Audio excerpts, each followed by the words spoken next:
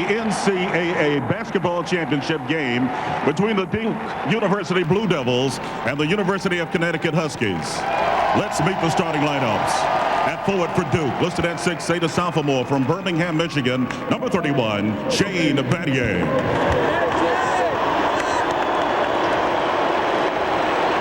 At forward for Connecticut, listed at 6'7", a junior from Springfield, Massachusetts, number 15, Kevin Freeman. Forward for Duke, listed at 6'6", a junior from St. Louis, wearing number 23, Chris Carwell.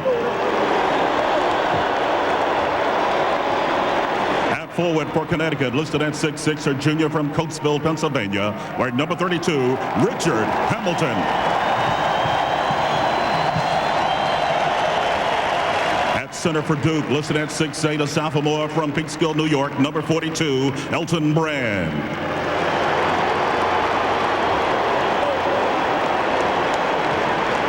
Center for Connecticut, listed at 6'11", a junior from Katy, Texas, number 43, Jake Bosco.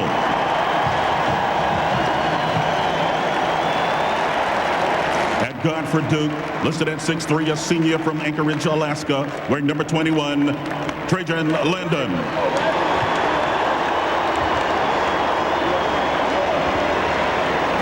Guard for Connecticut, listed at 6'2", a senior from Augusta, Georgia, wearing number 21, Ricky Moore. At guard for Duke, listed at 6'2", a sophomore, also from Augusta, Georgia, wearing number 5, William Avery. And at guard for Connecticut, listed at 5'10", a sophomore from Indianapolis, wearing number 42, Khalid El-Amin. The head coach for Duke is Mike Krzyzewski. And the head coach for Connecticut is Jim Calhoun. Jim Calhoun was named the Connecticut coach just 1 month after Coach K had taken his first Duke team to a Final Four back in 1986. Billy, the Packer points. Well, Jim, there's a special feeling in this air tonight. You can think that both of these teams think they're capable of winning the game. So let's take a look at it. Get ready, McGetty. We've had so many freshman outstanding performances. Arnie Farron back in 44, Purvis Ellison in 86. I have a feeling this guy may be ready to step up tonight. Rip Cords, I'm talking about Rip Hamilton. He has been the scorer of this tournament. Night in, night out, comes up with not only great stats, but big shots. Trajan, and I'm talking about Duke's three-point shooting. They shoot very well, almost 40%, but Connecticut holds people to 28% from three. And Brand X, we're talking about what will Connecticut do with Elton Brand down on the low post. Jake Bosco has had foul problems. That could be of concern for Connecticut. For two players, an unbelievable road to the championship game. Off the same street, in fact. William Avery, 2 years the junior of Ricky Moore. They were raised on Hazel Street in Augusta, Georgia. Ricky the teacher, William always his pupil. William always wanting to wear Ricky's number. They won a state championship at Westside High School in Augusta back in 1995. Now they play for the national championship on different sides. A tournament that began as the most turbulent and tumultuous first 2 rounds ever has the two teams everyone wanted in the title game, and Duke has it first. It's Bosco down inside, playing against Brand by himself. Let's see what happens the first time Brand touches it. He's going to play him by himself. Here's the double team. And El-Amin came over to help out, but was on the line. So they're going to double up now when Brand gets it in the post. Now, what I think Jim Calhoun is going to do is let him play him face up, then double team from the weak side with forwards, as opposed to using his guards to double down. That means Battier has got to move his feet and get himself open. Connecticut goes with a matchup zone on the out-of-bounds play. 2-3.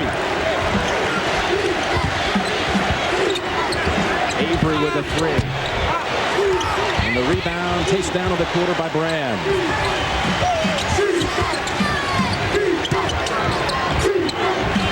Avery again. Left open. What happened there, Jim? Connecticut's in a 2-3 matchup, and they never were able to get adjusted on that long rebound. Bosco back in and falling for it in a turnover on the first trip for the Huskies. Voskuhl had excellent position at time. Ricky Moore had to be a little bit more patient, and here comes Connecticut. They're not going to change their style. 2-2-1 full court pressure. The problem with this is when Duke beats pressure, they don't mind taking long three-point shots. Right back to UConn. There was a coin flip yesterday at 1:30. Jeff Hathaway, assistant athletic director at Connecticut, called heads since they both were #1 seeds. It was heads, and the Huskies got to be the home team here today, just the white uniforms. Duke, straight matchup. Trajan Langdon on Elamine. Elamine does have quickness advantage on him, and here is Hamilton. His first shot is dropped for 2. Good job by Hamilton moving without the ball, giving Carrawell problems there.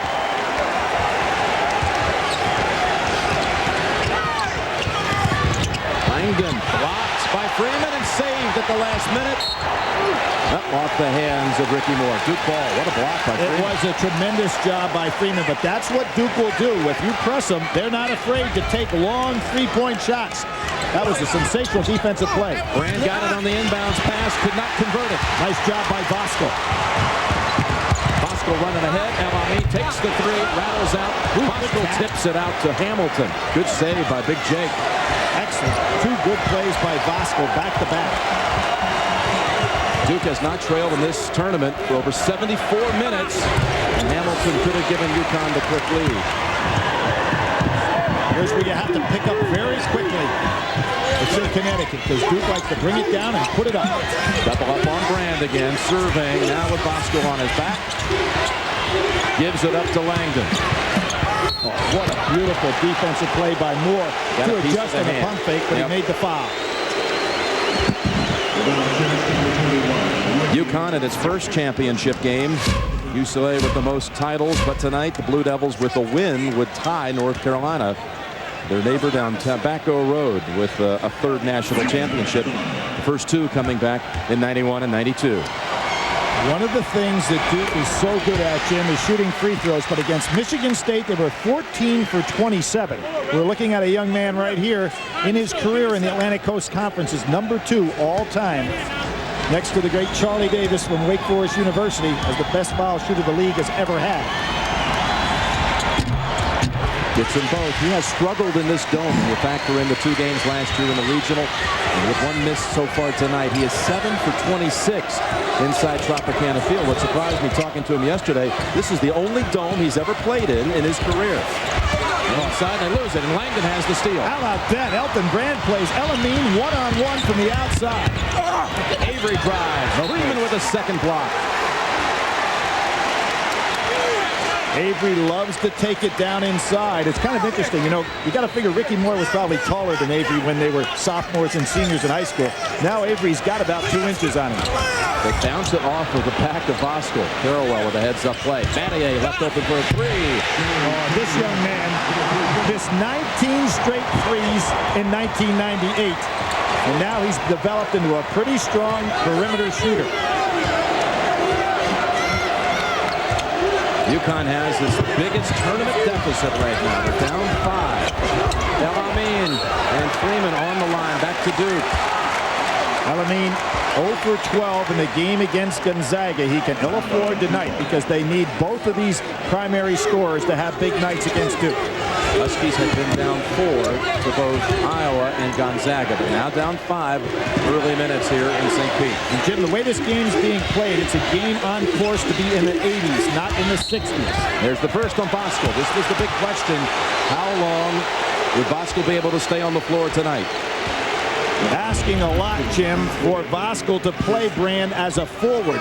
Elton now is developing an ability to play facing the basket as opposed to just with his back to a basket. We can see the strategy by Jim Calhoun. Voskuhl gets 1, bring in Juan early. Suleiman Juan from Senegal in for UConn.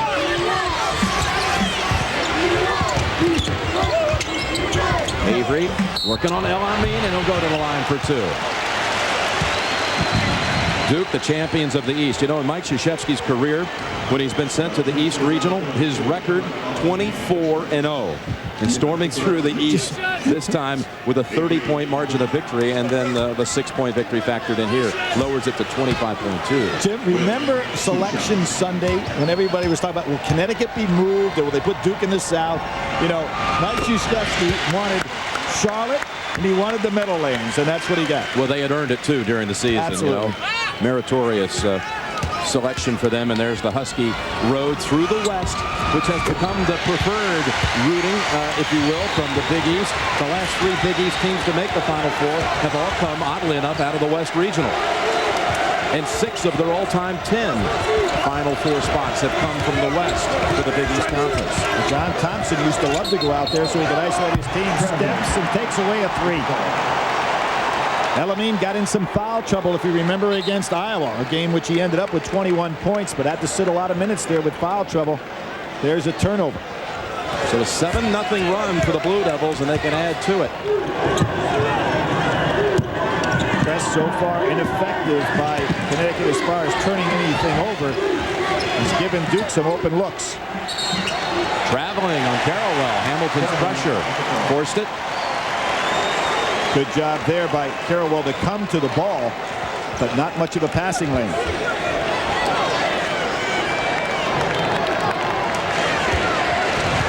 Rip Hamilton has got to touch the ball a little bit more, Jim. Remember, he hit that jumper right down on the baseline, and I think on this go-around, Connecticut better let him touch it before somebody else puts one up. Here's the old matchup, Moore and Avery. Moore gets past him, and he'll take it for 2. The senior teaches the sophomore. The teacher over the pupil on that play. Carrawell with a 3. Brand tips on the floor. Elamine gets it ahead to Hamilton. What an effort. He'll challenge Langdon. And Ritz turns around and rips the nets for 2. But how about that recovery on the floor? Keeping the ball alive so it wasn't a turnover.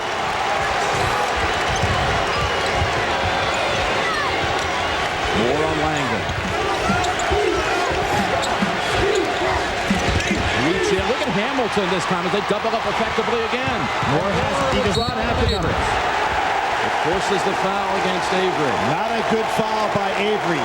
Moore was down there 1 against 4. Avery should have just tried to contain and not try to steal here. Hamilton is a second steal. There is the great play by Elamine to Hamilton, who pulled up with that little jump shot of his. UConn just turned it over 4 times, but a little surge now. EA Sports exclusive coverage of the NCAA Men's National Championship game is sponsored by Genuine Chevrolet, Charles Schwab, Goodyear, Budweiser, and by Enterprise. Hey, Billy, let's talk about the dome factor when it comes to shooting. And this is to your left tonight, folks, when you watch. We call it the open end.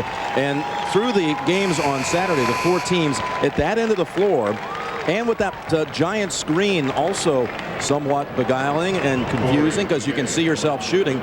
Well, there's the closed end. At the open end, the teams on Saturday shot 36% from the field.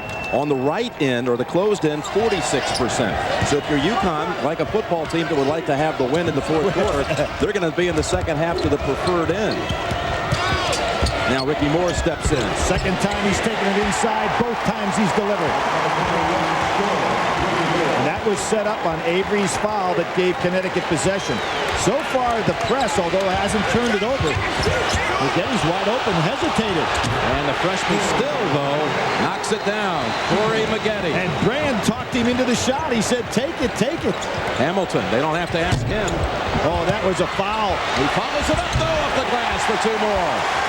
And there was Battier fouled on the block out, but nobody blocked out the shooter. How many times do we see that? You cannot elect the shooter has the best look at the rebound. There's McGetty. And, I thought it was going to be on Juan, but they call traveling first on the freshman. Albert Mooring in for UConn. Voskuhl will return. Look at some of this contact. between the old friends from Hazel Street in Augusta. I guarantee you that wasn't the first time those two guys collided if they lived on the same street and played basketball on the playground every day. Well, they first met when Ricky was in the 2nd grade and Avery was in kindergarten. Connecticut with an opportunity to take the lead. Solid screens and switches. If Connecticut sees that's going to happen, they're going to isolate more on a guy like Battier. Get it back. Moore with a good fake. Take the jumper. And he's scoring tonight. 6 points for Ricky Moore. As a freshman and sophomore, before he became the point guard, there goes McGetty. And a block by Freeman. That's 3 already. Jim Moore was considered an outstanding scorer, and that's what we thought he'd be till he assumed this role as a defender and point guard. Freeman, quick hands. Boy, Connecticut getting every loose ball on the floor. 3 seconds. 3-second violation. Well, the Huskies have taken the lead, and Duke trails for the first time in 78 minutes in this tournament. Boy, that is a tremendous play by Freeman. The 3rd big block he's made today. And you'd have to say 2 of the 3 really were baskets that Duke would have had. That block on the wide open shot by Trajan Langdon. Chris Burgess, the sophomore from Irvine, California, in.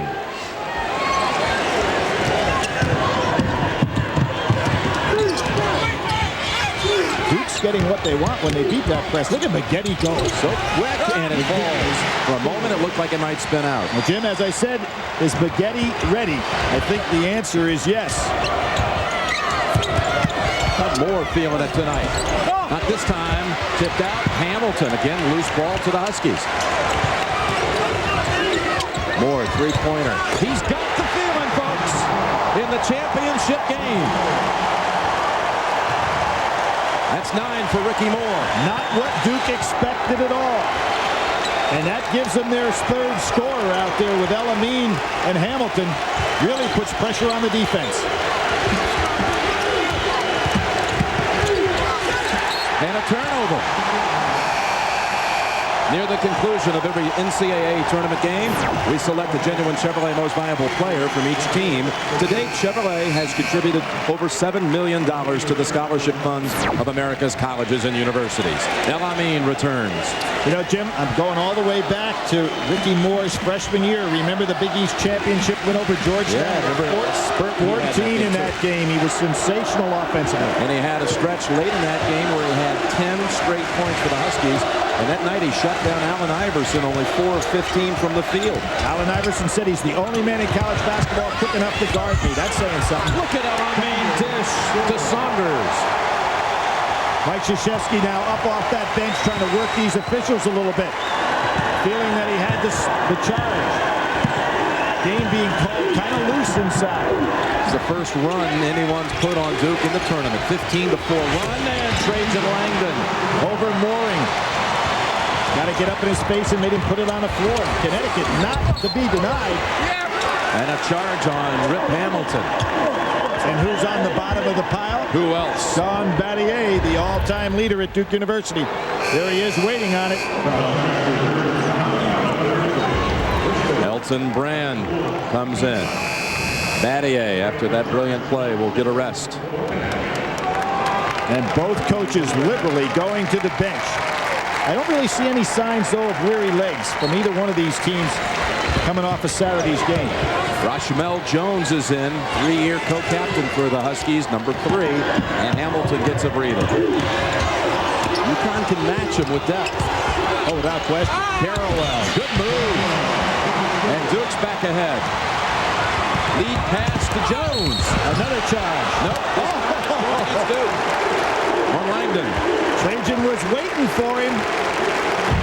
Well, if Duke thought somebody was going to slow this game down because they worried about their explosiveness, I think that was a charge, not a block. But it's called the other way. Trajan Langdon waiting right there for him.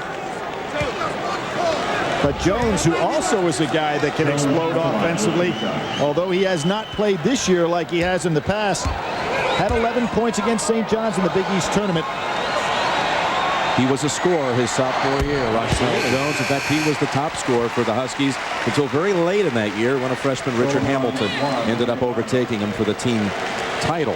He still averaged 13 a game that particular year and started 31 games. So we're talking about a guy deep on the bench right now that was a very important player for Connecticut. Lane violation. He'll get one more try. Shot looked good. I haven't seen any players playing with anything other than what looks like confidence, Jim. You see the shots going up, nobody pulling the string.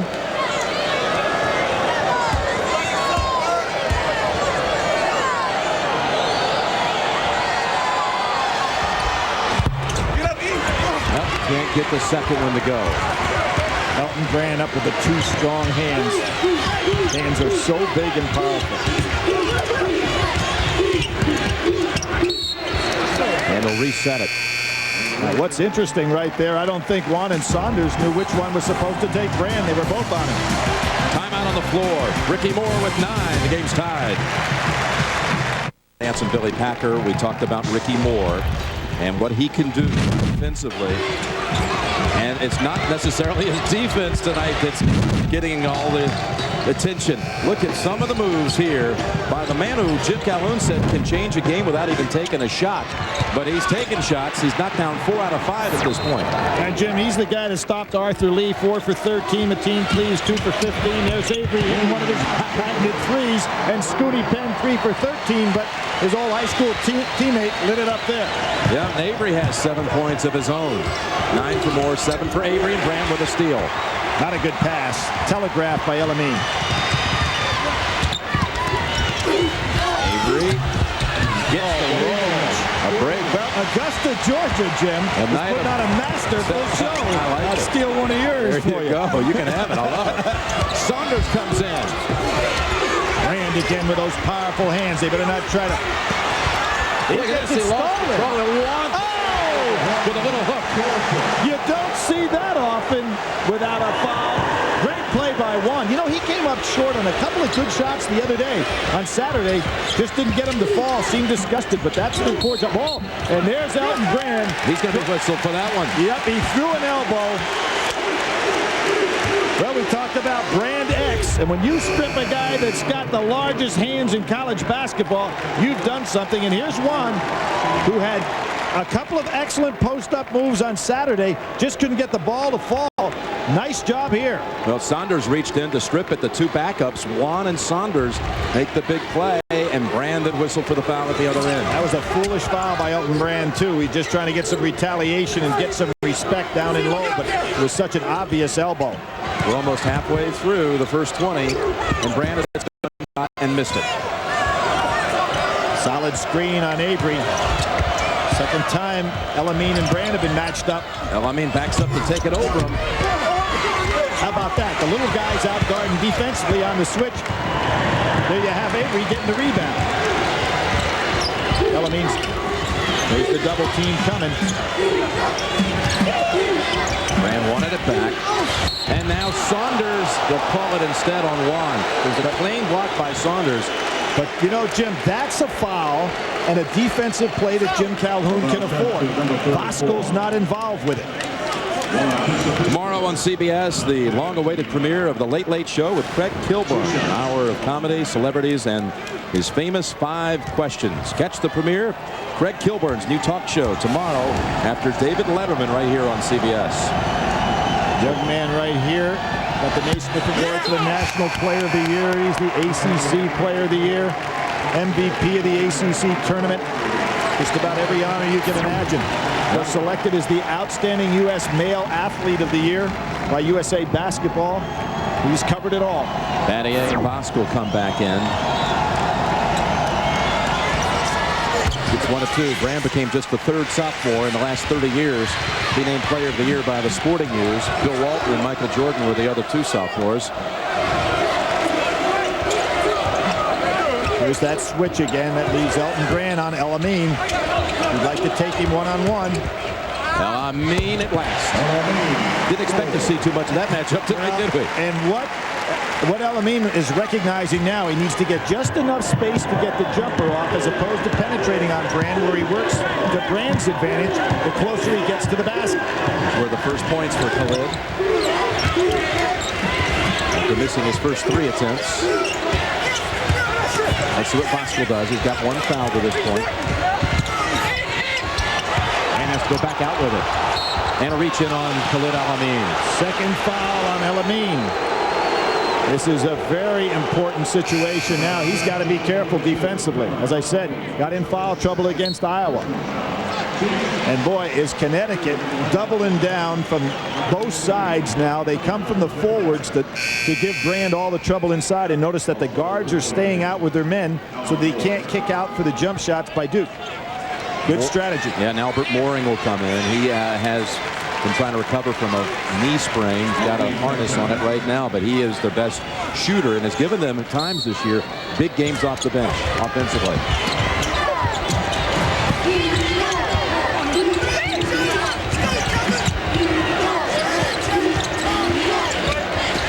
There's a screen down inside. There's a double up. Brand Battier follows it up. And look, it's UConn underneath with Mooring. Elton Brand's going to start to get a little nervous here, and the fact is a great block. Hamilton has it swatted away, a flying Carrawell. Jim, what Elton Brand has got to do now is to be very patient because the double team is coming immediately upon the catch. They're not waiting for him. That's kind of like Freeman's block on Trajan Langdon.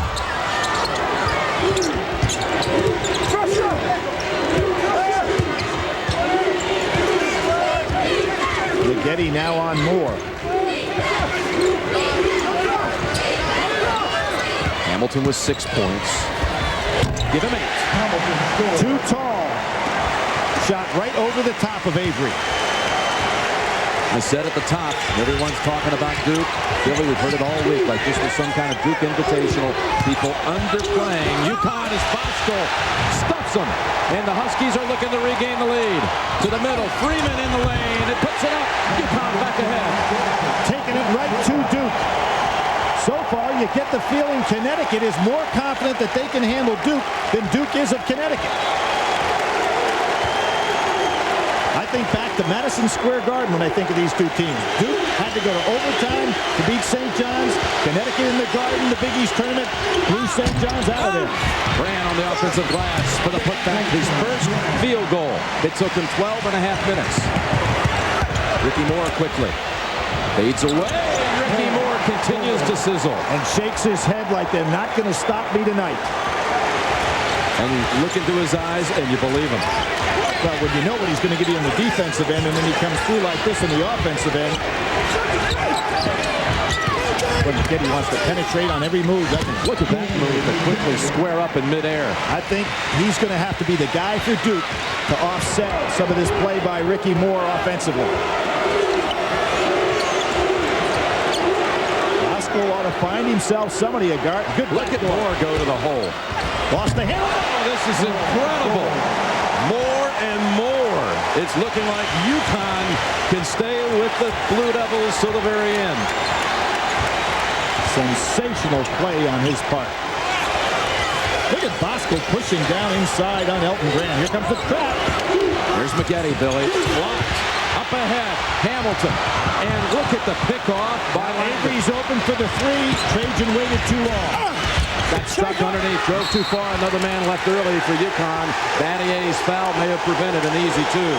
Trajan Langdon did not make a good decision at all there. He had William Avery on the wing. Here's Ricky Moore going down inside. Lost the handle and still made it.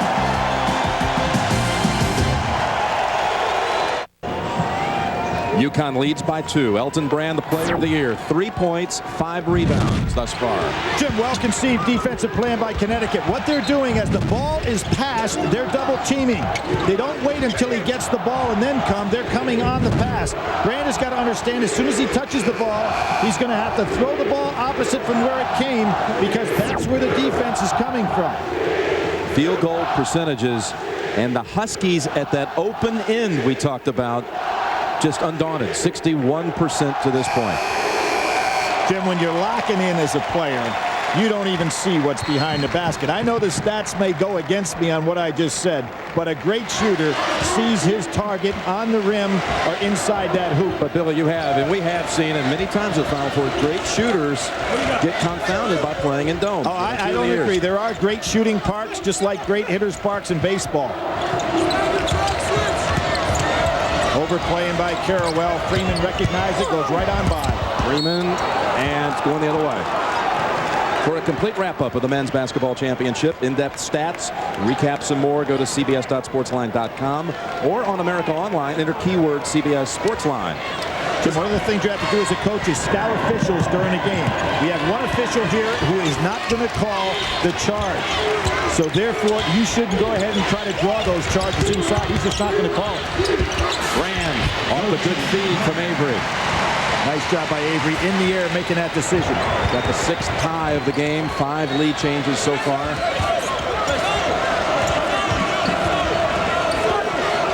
Duke led at one time by 7. UConn's largest lead 4.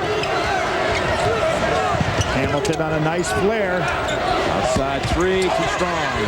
All Duke in the area, and they out-battled themselves for it. Well, now look at that. Duke players arguing back and forth. Not a good sign for Duke. A little frustration there. McGetty and Langdon didn't talk. Knocked the ball out of bounds in what should have been an easy rebound for them. You really see some frustration in the eyes of the team that Jim was supposed to be coronated here, as opposed to winning this tournament. How many times this week were you asked your opinion about how could anyone play with Duke? And as though this was a foregone conclusion that the Blue Devils would win the championship. I agree, Jimmy. You've got to win this. It's a one-and-done deal. Connecticut was #1 in the nation more weeks than was Duke. So it's not like this team has to make any excuses why they're here. Mooring puts it up with the left hand. And Connecticut is getting very good distribution with their scoring. McGetty dangerous here. Hamilton not strong enough to guard him.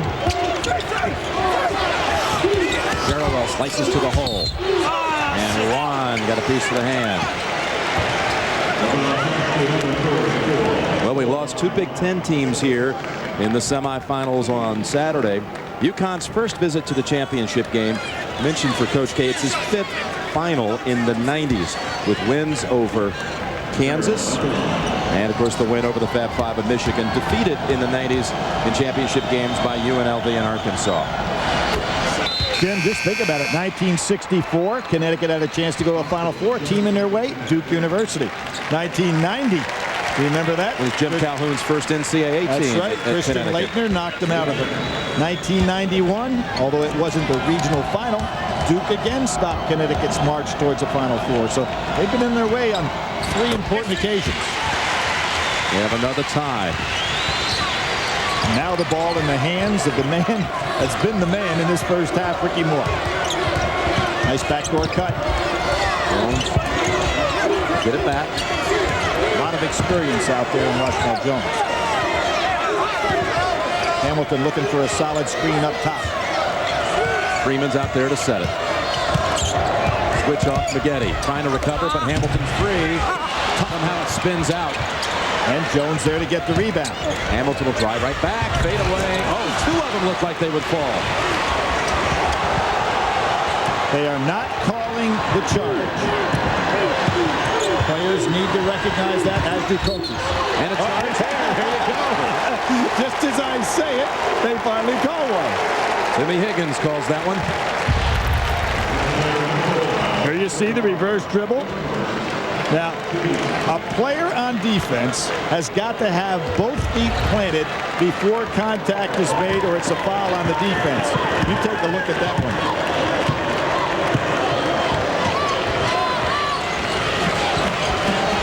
4 minutes to go in a thrilling first half.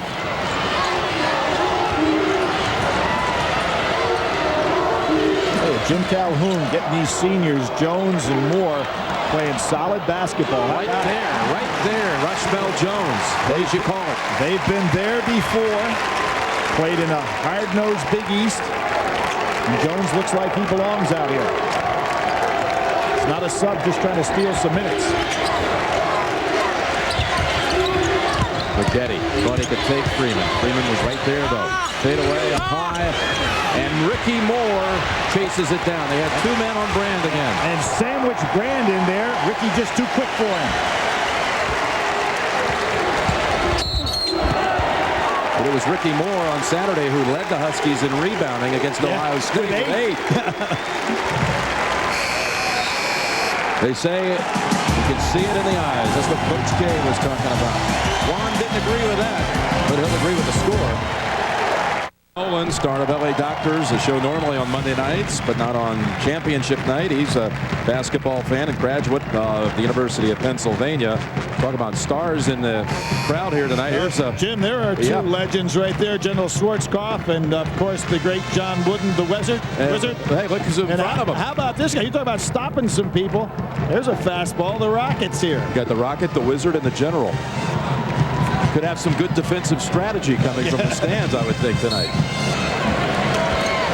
Well, what I liked about this game, that both teams said, hey, this is the way we like to play. Try to stop us.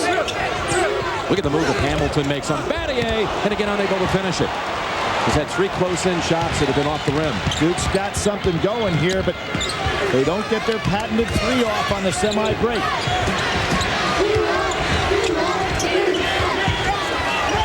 Nate James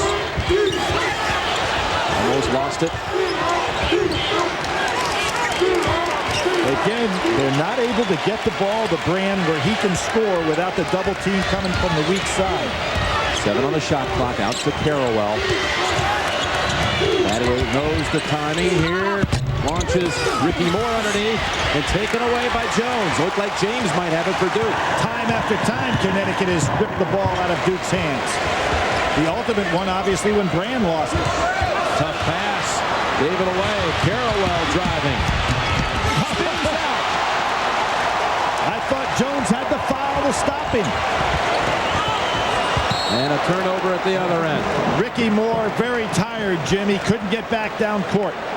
Coming up, Pennzoil at the half. Greg Gumbel, Clark Kellogg, and Coach Rick Majerus with complete first half analysis, all coming up on Pennzoil at the half. El Amin has been out with those 2 fouls quite a bit here in that first half. Exactly. They would have wanted to substitute. There is the play. Another missed layup. Duke just can't get it to fall inside. First Carrawell, that time Battier. That was a good job by Brand recognizing the double team.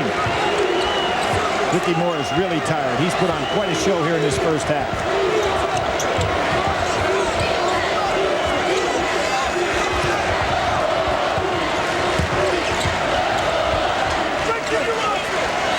Hamilton would like a screen. Drives in, floats, and it falls for 2 more. You see, they're not calling that charge at all. Battier down there to draw the charge, but the refs are not calling it.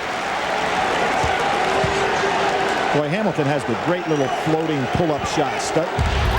You see it right here again. Yep. They're waiting. See Battier waiting on him. They're just not calling that play, so you've got to scout the refs. Should that would have been called? No, I think that what you had there is a case where Hamilton has the right to come down. But if referees are consistent, you've got to make that judgment as a player. Langdon bangs it home, a second 3 on the night. Trajan, much like Wally Serbiak, likes that play without the dribble. Stares you down and then puts it up. Push off on Trajan. At the other end, it'll be a 1-and-1. For in-depth tournament stats, go to cbs.sportsline.com. And here's a stat for you. Field goal percentage. This is the Duke team that field goal percentage defense is having its best season since 1960, holding opponents at a 38% average. And Jim, something had to give here because Connecticut does a great job on 3-point defense, holding teams to 28%. And you've got Duke, a team that shoots almost 40% from 3. Mike Krzyzewski wanting to get Maggette back into the ball game. Now he changes his mind. It'll be 1-and-1 for Ricky Moore. I'm surprised he didn't do that with James in the ball game. They've got an opportunity to get maybe 2 possessions here to end the half. Freeman, though, comes into the lane to strip it away. Freeman does a lot of things for you quietly. Moore bounces in, lost control of it, had to throw it up with the left hand. What Duke is not doing is pushing the ball down the floor, kicking out and hitting the 3. That is one of their best offensive weapons, and Connecticut is cutting that off tonight.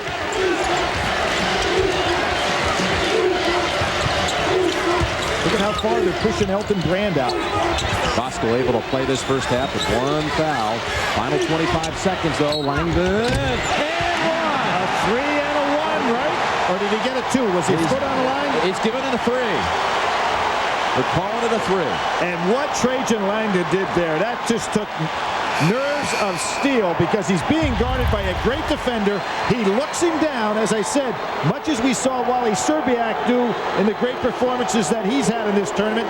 Trajan has the foot inside the line and then back of the line. Good call. He gets an opportunity to go to the foul line as well. Second or more, and his fatigue here really showing with the missed 1-and-1, a turnover earlier, and the foul on that play. You know what took a lot out of him, Jim? Chasing down Carrawell along with Jones, and he would just wore out. Maggette back. And Duke leads by 3. Jim Calhoun, he will tell you this is his 28th Final Four. Just so happens the first 27 he didn't come with his guys. Well, how about it? They went more than any other team in the NCAA. Went 20 years in the NCAA tournaments without ever getting to a Final Four. Now that falls on Brigham Young with 18 and Missouri with 17. The first time Jim Calhoun took UConn to the tournament was 1990, and they were just seconds away from, in that first trip into the tournament under Calhoun, they were going to go to the Final Four. Just 2.6 seconds to defend against Duke. This Watch that man right there. Back to Leitner. And Duke ends the dream, and Mike Krzyzewski's team would go on playing the championship game against UNLV. And remember, of course, Scotty Burrell, the pass to take charge, and there is Christian Leitner right there, hiding inside. You love to see the alumni that come back for a night like this. The likes of Grant Hill, Mark Allery, here also, on and on and on. The G-Man, Jaminski, Capel. Final 8 seconds now. A 3 to tie at the half. They go inside for the 2. Freeman hit from behind. Ball on the floor. And a whistle on Duke with 1.7 seconds to go. That looks like it's going to put Hamilton on the line. And Jim, when you talk about Christian Leitner, I think other than Kareem Jabbar, Lou Alcindor at the time, who I think had the greatest collegiate career of any player. He was 3 times most outstanding player of this tournament, 3 national championships. I think Christian Leitner had the second best collegiate career of any player in college history. He was amazing. And he's checking it out here, that last call. And Jones will come in. El Amin, they don't want any silly third foul on El Amin, so he's out. And there's Hill, Grant Hill. Not a bad player himself at Duke University. Who will ever forget that play he made against Kansas? 91 final. Absolutely. Hamilton at the line. A 1-and-1. One more. Big foul, 1.7 seconds, Jim, left there. We saw that clip of the 90 regional final, and people kept waiting. The visits to the Final 8 3 times, falling before making it this year. Hamilton, not the second time. They keep rolling off the rim for him, and that'll bring us to the half. Well, Connecticut's behind, but they are 9-0 with their trail at halftime. Isn't that amazing? Duke, a terrific comeback to take the lead again. 9-0 when trailing at the half. Their biggest deficit on the season, 5 points. This time it's only 2. Jim Calhoun, again, it's been somewhat of a marathon for some Husky fans to make it here to the Final Four, now to the championship, and he's running marathons, completing both New York and Boston marathons. Let's go over to Armin Katayan. Armin? Thanks, Jim. I'm standing with Quinn Snyder, standing in for a slightly suspicious Mike Krzyzewski. Quinn, your reaction to the first half, they gave you everything you wanted, then some, and what has to happen in the second? Well, we're not defending. They're doing a great job of pushing it up and getting us back on the heels, and we're not there. They're going by us. They're driving us. We're not taking charges. Trajan was really big for us, you know, with his shots, and we haven't solved the double team yet. They're doubling down on Elton, and that's giving us some trouble too. But the main thing is we're not guarding. All right, thanks a lot, Quinn. Jim? All right, Armin. Duke has won 32 straight games, but needing one more for the championship. That's the end of the first half. Duke 39, Connecticut 37, and CBS Sports exclusive coverage of the NCAA Basketball Championship continues after this message. Clark Kellogg and Utah coach Rick Majerus analyze the first half of this national championship game after this message and a more points in the paint, but the Blue Devils lead by 2 at halftime, and we'll return to St. Petersburg after this message and a word from your local station. Duke, Ricky Moore with 13 tops for the Huskies. Pepsi One presents the Virtual Playbook.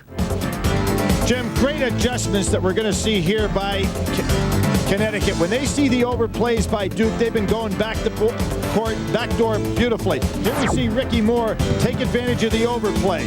Good passing lane. He cuts backdoor, pass right on the mark. And then Moore does an incredible job beating Battier, one of the best defensive players in the country. Comes across, loses the handle, and still puts it in for 2 of his 13 points in the half. Let's take a look at the points. Get ready, Maggette. He really has been. 6 points, 3 for 7. We're going to see more of him in the second half. Ripcords, what more could you ask of Hamilton? 11 points, 5 for 13. He's doing everything you could expect. 3-point shooting from Duke, 5 for 10, but I don't think that they've gotten off enough threes. They're there. Brand X, 5 points. Jake Bosco, only 1 foul. I'd have to say the key to the first half, a great job by Connecticut in their deployment defensively. Here's Bosco doing exactly what he has to do. Move Brand off the positions that he likes to be in the low post, and then double anytime that ball is on the way in. First possession, second half, belongs to UConn.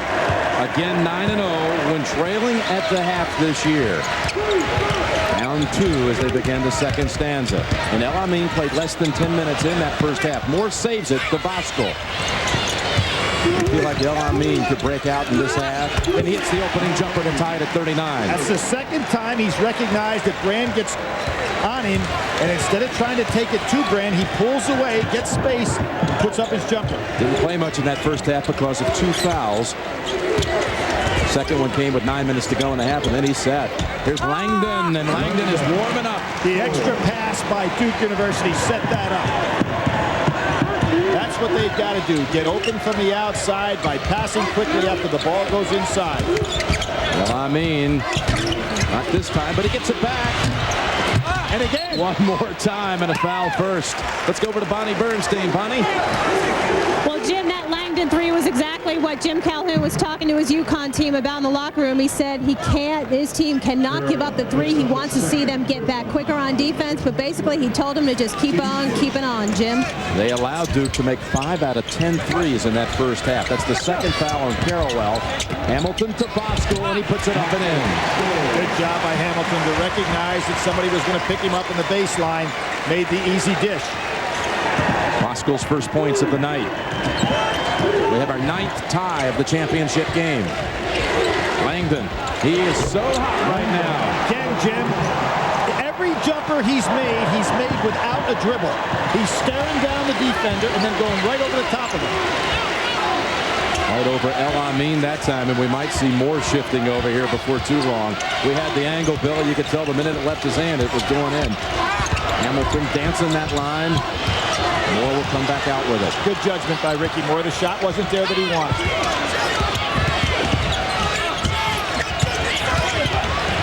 Hamilton, heavy traffic, has to go back out. Oh, he traveled. El Amin traveled. Connecticut that time got away from their spacing that they've been so good at the first half. They had to readjust. Ricky Moore probably should have dribbled that ball back out at the top, Jim, and reset the offense. El Amin has turned it over 4 times on the night. It's Moore, Jim, switched over on Trajan Langdon now. They've seen enough of his outside shooting. Brand for the easiest 2 of the night for the player of the year. Good judgment by Bosco. He would have only committed a foul had he gone over and chopped down. And Duke up 5.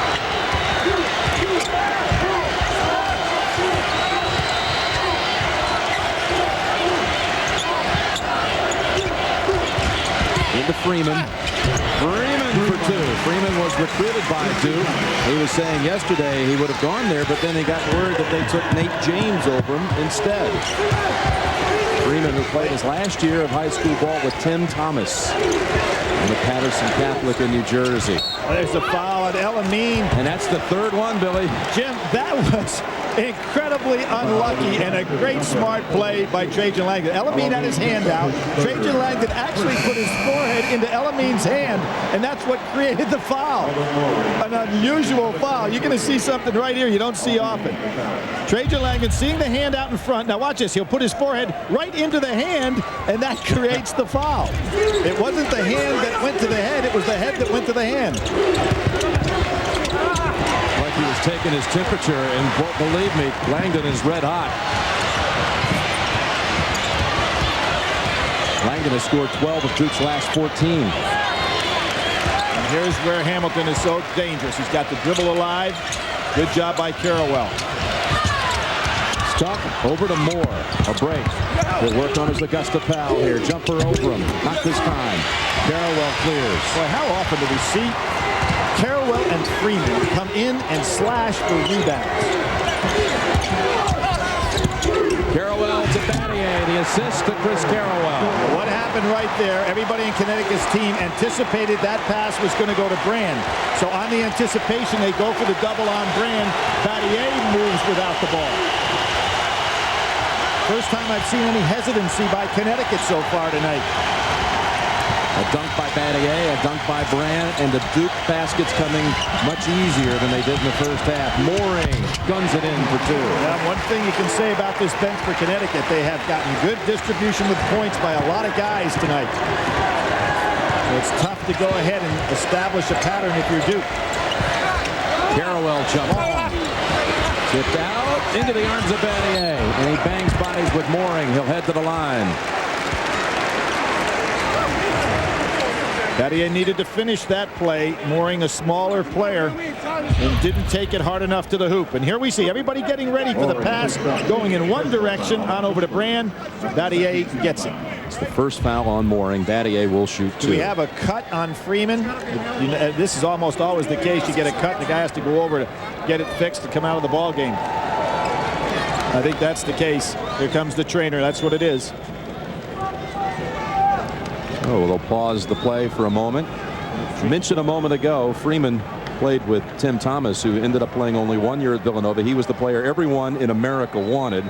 He ends up playing on only 1 year, and look who is the guy that's really made major contributions in college basketball. Talk about how you recruit a player today. This kid's been a part of more than 80 wins at Connecticut.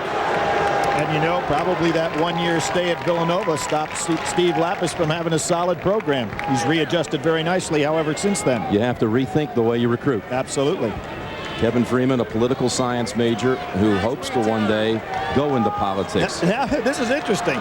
Freeman had the blood on his jersey, but it's Battier is the one that's bleeding. So during this entire process, they actually were administering the wrong man. Now Battier's going to have to go down there and be administered. Is Shane Battier so impressive when dealing with the press conferences and all that goes with it. Jimmy worked for Morgan Stanley in New York City at Wall Street. Before his freshman year. And let me tell you something. If this young man didn't even play basketball, he would be heavily recruited as a student athlete. I mean, he is a very impressive young man. He said he grew up a Michigan fan, loved the Fab Five. Battier grew up in Birmingham, Michigan, hated Duke, didn't like Grant Hill, Christian Laettner, Coach K, but when they called to recruit him, he said, I realized that's the way ball should be played. He's thrilled to be at Duke. Tuesday on JAG, a crippled aircraft carrier leaves a flight of planes with no place to land. Who is trying to take out the U.S. Navy? An explosive all-new JAG Tuesday on CBS. And Jim, you talk about Kevin Freeman. We've seen him game in, game out throughout his career. Can you imagine he was not voted first, second, or let's try not even third team all Big East? But he ends up winning most valuable player of the Big East tournament.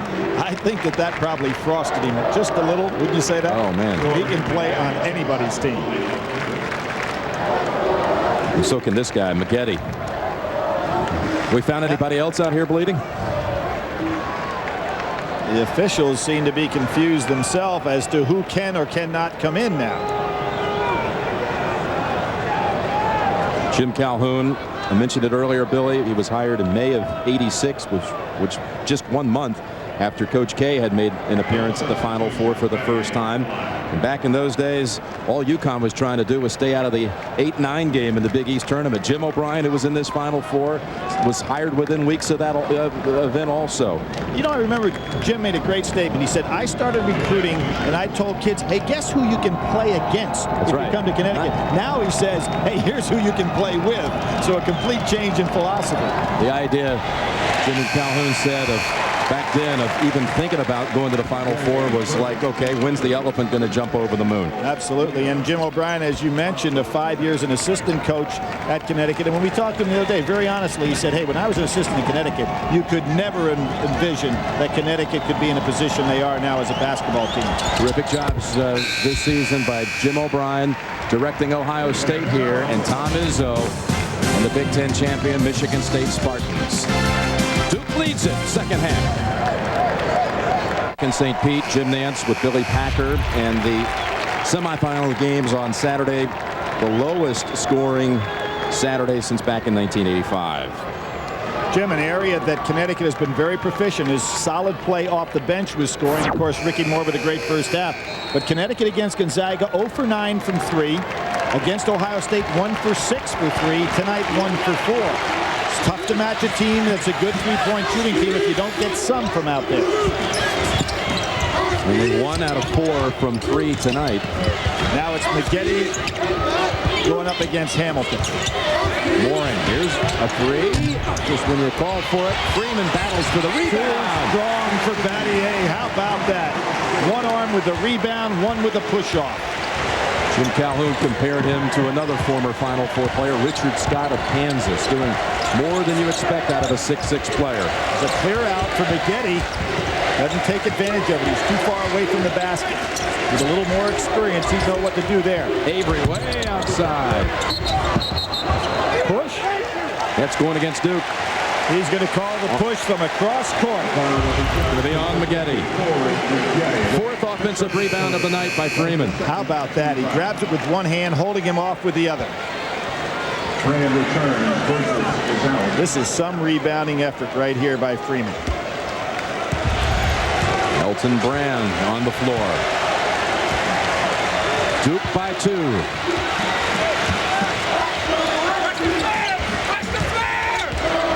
There's the flare. You can hear people hollering, watch the flare. Brand had Hamilton for a moment, and he draws the foul. Again, McGetty, his second, and they say in the act of shooting. What we're seeing, Jim, is some players recognizing very well who's guarding them. And I think that really is a sign of a player that's got his head into the game. Hamilton that time realizing with McGetty, a player not anywhere near as experienced defensively, and he just took him. McGetty on the other end of the floor, not recognizing the side was cleared out, should have been closer to the basket and could have taken Hamilton to the basket. The difference between a freshman and a junior. Hamilton's first point of the second half, the first team All-America. Big East co-player of the year with Tim James of Miami, but that's 2 years he's been the player of the year in the Big East. The only other players to win it multiple years, Chris Mullin and Patrick Ewing. How about the first year that he won it? He wasn't even preseason All-Conference. Ended up being the player of the year in the conference. Ties the game at 49. Our 10th tie. And Duke has not solved the problem as how do you get Elton Brand the ball where he can be a scoring force. Juan just pushing him out of the area he wants to score from. Inside the Brand, and had the chippy but was fouled. He'll shoot 2. And you can see Connecticut saying we can use, between Saunders and Juan, we can use 10 fouls and keep Voskuhl fresh. Elton Brand from Peekskill, New York, a sophomore. His sophomore year in high school at Peekskill High School, playing for the Red Devils, now playing for the Blue Devils.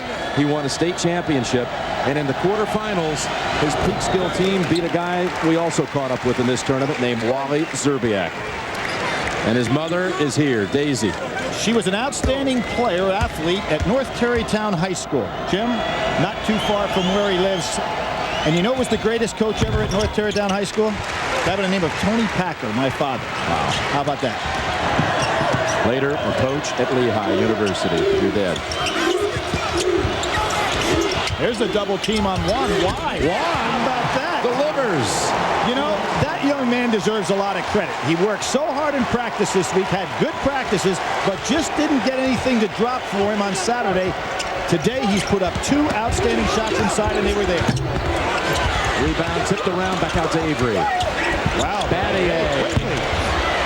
And Hamilton. Nice block out by Hamilton. And he wants to run. And shoot. There it is, and the lead. Great job by Hamilton pushing the ball down the floor.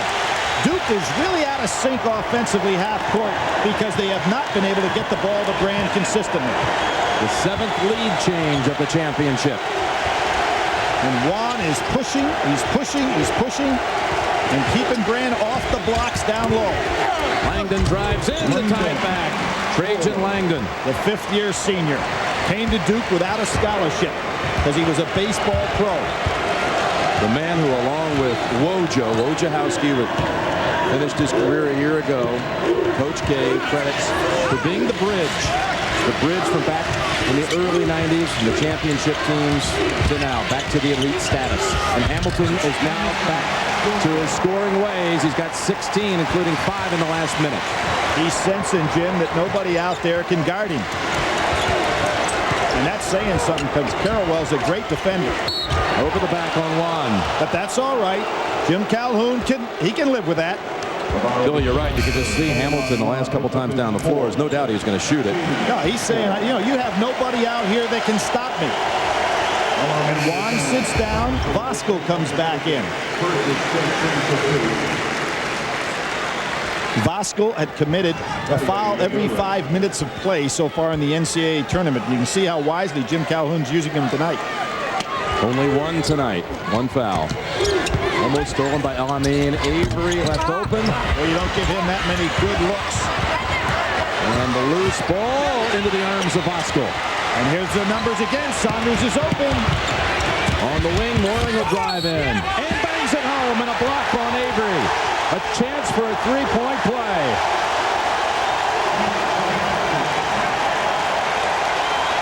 Excellent push-up by Connecticut. Duke is not used to teams taking it to him on transition. And you can see Hamilton, a very good move on his part. I thought he was going to try the lob to Saunders. Instead, he decided to go over to Mooring. And Jim, this young man is an explosive offensive player. Only that knee injury has handicapped him down the stretch in ball games. 6'3" sophomore from Preston, Maryland, Albert Mooring. And Calhoun told me he considers him the best shooter on the team. And when you got the likes of El-Amin and Hamilton, that's saying a lot. Unable to finish the three-point chance, but UConn leads by 4. Eyeing its largest lead of the night. Now it's Voskuhl trying to push Brand off the blocks and get him a step or two away from where he'd like to be. Langdon, the pass. Brand unable to slam it home, but he'll go back to the line. They're just not giving him any opportunity to get an easy basket. Now what Trajan Langdon, and give him a lot of credit here. He realizes how Brand's being defended. So now he's going to penetrate and try to get the ball inside after some switches come over there. And there is the cheap foul, but it prevents Brand from getting the easy put down, puts him on the line where he's nowhere near as proficient. Look at the eyes of Langdon. Coach K said this week, the best way, and this is his 8th Final Four as a coach, Mike said the best way to see this Final Four festival is through the eyes of a player. Better perspective. It's more exciting when you look at it this way. And he said in St. Pete, I'm going to look at this Final Four through the eyes of Trajan Langdon. You know, it's interesting. Mike Krzyzewski struggled at Duke University. He was hired the same year Jimmy Valvano was. By the time '83 rolled along and Valvano had won a national championship, Krzyzewski's coming off 2 losing seasons. People are saying, why in the world did they hire this guy? But you know the man, Tom Butters, had the guts to hire him and stay with him. And now he's got the guy that everybody would love to have as coach. One of the classiest administrators you'll ever want to know, or gentleman for that point. Connecticut again taking the ball right at Duke. Duke showing some signs of frustration. El-Amin quickly drawing that foul at the other end. And kind of a gutsy move for El-Amin to go inside there with 3 fouls. It was Khalid who early in the year was trying to describe his team. He'll shoot 2 fouls here. Only 4 points thus far tonight, but that can change in a hurry. Because he was trying to say that his Huskies have tremendous spurtability. And that left Coach Calhoun kind of confused. He thought he was talking to Clark Kellogg. And Khalid said, I got that from Mr. Kellogg. And there we have Connecticut now 4 of 9 from the line. Remember the great NCAA tournament he had last year. He had 93 points in 4 games.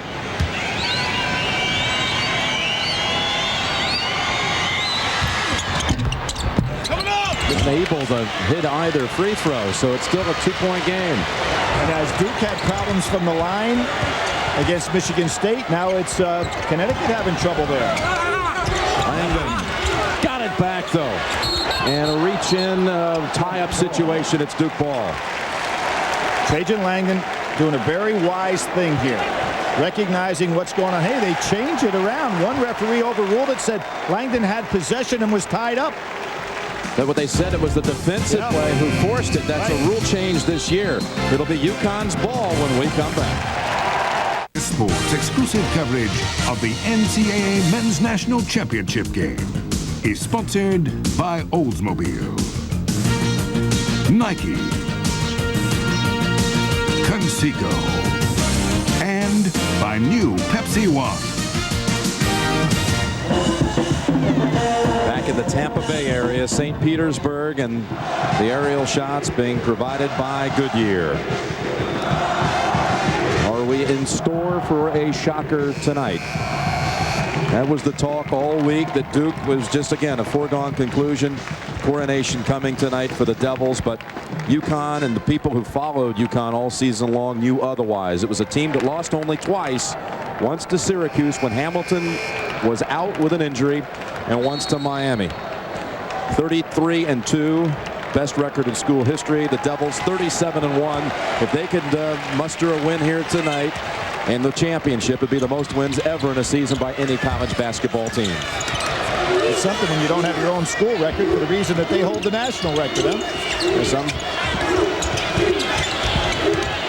Bosco. Got it back. And there is Khalid El-Amin. And meanwhile, in stores, talking about in store for a shocker. Look at the celebration back on campus in Stores, Connecticut. No double team this time. Brandon. Brand in and back to the line for one more. Jim, that was the first time tonight, to my memory, that the ball went inside to Brand, and Connecticut did not double from any area. When they did this isolated Brand on Bosco, and look at what happens. So Jim Calhoun changing up his defensive strategy.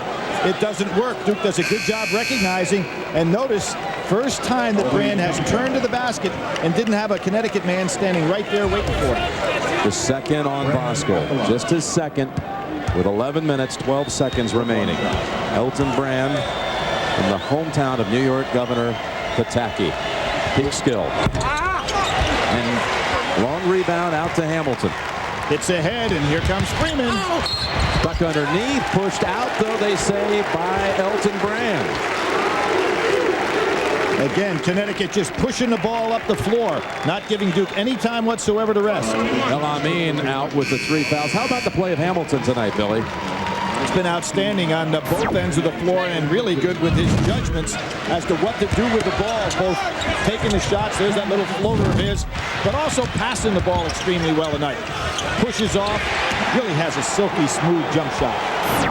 That was the 16th foul. The next one will be a 1-on-1 on both sides. In fact, Freeman and rebound Battier. Duke can tie it with a 2. Notice Moore has been the guy's been switched on over. That's long. And Bosco clears. Surprised Avery didn't take that more to the basket. Mooring looking for an angle. Gets caught, and it's stolen away by Langdon. Fifth-year senior having some night. Three-pointer, not this time. Rebound out to Moore. Misjudged by Carrawell. And here comes a fresher Connecticut, Jim. And look at Hamilton. Couldn't be set up any better. Jim, Mike Krzyzewski needs a timeout here. His team has hit the wall in terms of stamina. His team is very tired right now. 10-minute mark. Connecticut has used a deeper bench. And it's going the other way. It's on Carrawell. Hamilton stood his ground. And Duke faces its largest deficit of the tournament. When you get tired, you start doing some things your body won't let you do. And Duke is in that position right now. They need a break. Can you imagine that scene if the Huskies can pull it off? They've got 10 minutes and change remaining. Well, I hope it's not the scene like they had at East Lansing, where those students certainly got out of control. Amin back in with 3 fouls. And he lost control of it. Now they say last touch Elton Brand. Every call going in the direction, every bounce going in the direction of Connecticut right now. It'll be interesting to see this great Duke team, whether they can call on all efforts, mentally and physically, to sustain themselves. Maggette back for the Devils.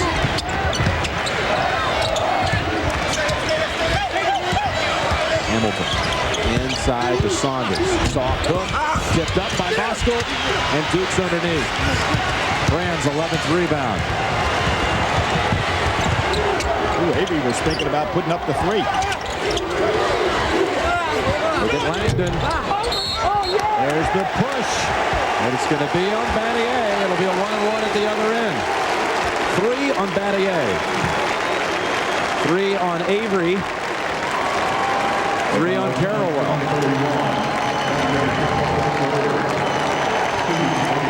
Duke in territory it is totally unfamiliar with. Absolutely, Jim. And as I said again, I think that what we have here is Coach K looking for a TV timeout to save him so he can have him down the end. But his club is tired right now.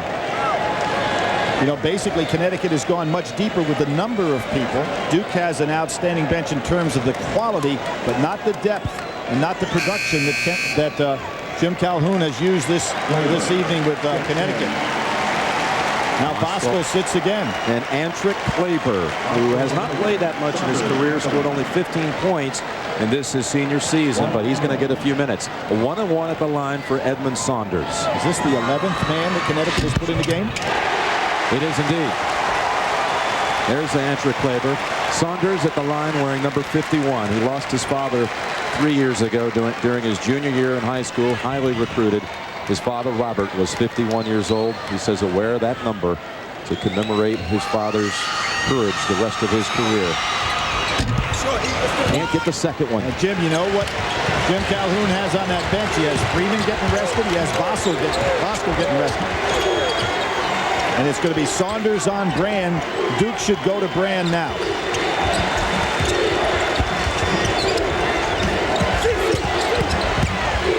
Maggette hammered. Will it be El Amin or Saunders? This is a big call here. I think it's going to be Saunders. It is Saunders.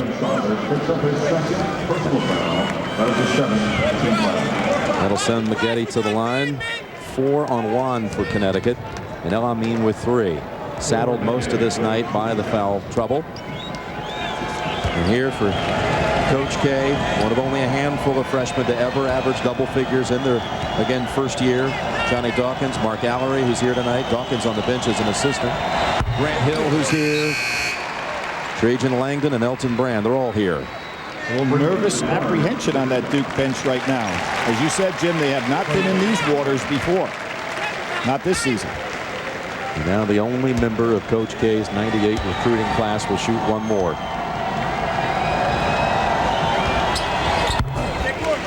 First bench points of the second half for Duke. And now they're down 4. Michigan State had a big advantage the second half with bench points against Duke as well. Connecticut's bench doubling up the number on Duke for the night. 9 minutes remaining. Open is Hamilton. You can't do that. Jim, great screening inside. Moore set the first screen. Then Hamilton picked up the second screen. There was no way to fight through. Excellent set play. Maggette. El Amin reached in, almost made the theft, and now he has it. Wisely pulls back. Good judgment. Hamilton wants to come in, but it's rejected. They throw it out of there. Brand rejects it. Avery to Brand on the drive. Boy, is he running. Holy mackerel. You talk about a big guy being in shape there. Elton Brand was put on the bench for 2 games for being out of shape at Duke, but I'll tell you, he showed me something there. And he spread it back to the other end, too. Great play by the player of the year in the country. 65-61 Connecticut. Look at him now. And he steals it again. Got a man ahead, Avery. Saunders reaches in. It'll send Brand to the line for 1-on-1. Oh, Brand is stepping up now like a heavyweight champion.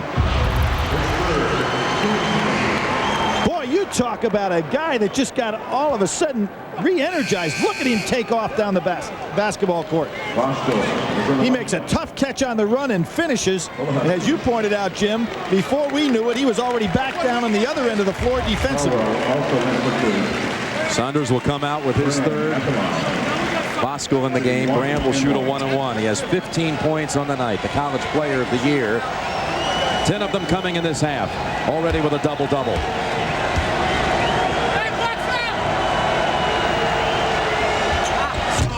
Won't get a second try.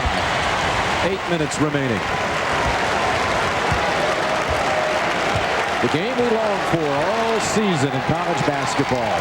And 8 minutes left to determine the national champion. Now look for the screens again for Hamilton. They're setting a lot of great curl moves for him. He gets a bigger man. Does he drive to the basket? There he goes. Rejected by Carrawell. Out to Freeman. Left hand off the glass, too strong. And Brand again has it.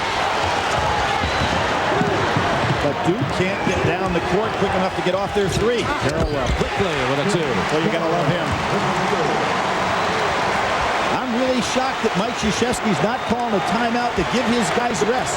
The next whistle, though, will be the official timeout. They are really expending a lot of energy the last couple of minutes.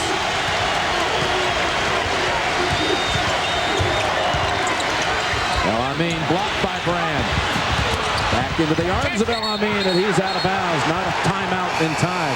He tried to call it. Almost like a play he made in the first half where he dove and kept the ball alive. And there's the whistle, Billy. Now Duke gets some bounces that they've needed all game. Do they know something that no one else does? Rip Hamilton leads all scorers with 22 points. A UConn lead of 2 with under 7 minutes remaining.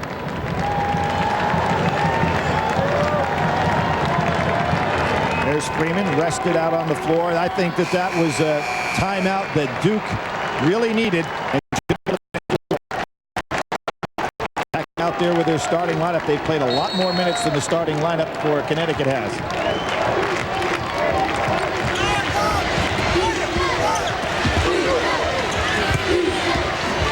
In a tournament that's had a paucity of buzzer beaters, unlike tournaments past. Maybe there's one save for tonight. What's this call? That's more trying to fight through the screens. Yep. Gets called for holding Trajan Langdon. That's the third on Ricky Moore, who had 13 points in the first half, but has not scored in the second half. But those 13 points, Jim, were so valuable because Connecticut was looking for somebody to get on the board, and he really took over offensively. Langdon at the line, 1-and-1. Think of his career. Comes to Duke just months after the Grant Hill senior team lost in the finals. He said, I came to Duke thinking I'd go to 4 Final Fours. His first year is the year that Coach K has to sit out. They're 13 and 18. Then he has to sit out a year because of a knee injury. And now in his last season, he gets to play for that championship tonight. This is one of his patented free throws. However, he could have tied the score up.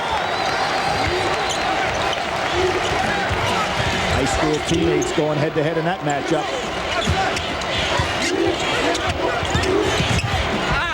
Hamilton partially blocked. Bosco fights for it, and it's Duke ball. Devils have a chance to take the lead. That was great defensive help by Elton Brand because they had the double outside, and Elton stayed right with Richard Hamilton.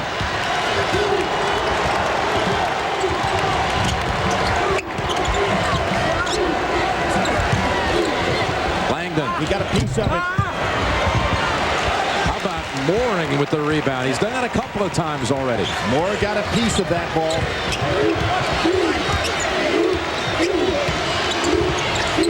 Ricky Moore challenges Avery. Bad shot. But you notice how Duke has not been able to force tempo. Connecticut doing a good job getting back down. And that's what Duke has been so great this year.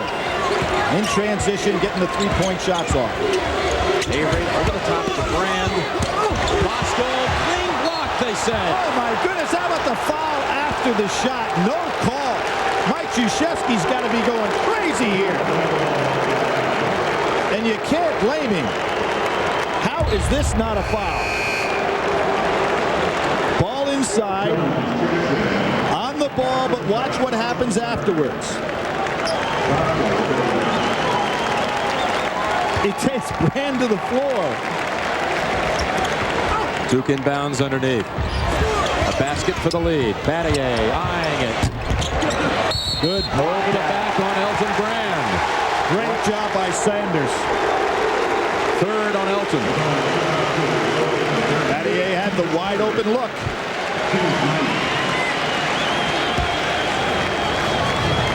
Jim Calhoun said when we came here this week, we came here not just for this team, but for all the players who led this program here. Players like Lyman DePriest and Chris Smith. Now, they had chances to get there. Didn't quite ever finish it in those regional finals. Hennefield, Daniel Marshall, Travis Knight, just some of the names. Sheffer, the lineage of UConn basketball, and certainly Ray Allen, who's here tonight. Jim, that 94 team, 29-5. Jim calls that the most talented team he ever had. Danielle and Donnie Marshall, Kevin Ollie, Travis Knight, Ray Allen got beat in overtime by Florida. You remember that one? Pretty touching, though, to hear Calhoun talk about how they're all here tonight. They all got us here. Well, he considered Chris Smith the most important recruit he ever got because that was the first one he beat head-to-head against a top Big East school. Avery partially blocked. Saunders got a piece up. Avery can't quite crawl the rim. And UConn clears as Rushmel Jones underneath, who rebounded. Steps. Mooring had the right idea. Pretty good defense by Duke. Connecticut is in a stretch at this end of the floor offensively where things aren't going right. They've missed their last 6 shots. Here they turn it over. But Duke has not been able to convert on the other end as well, Jim.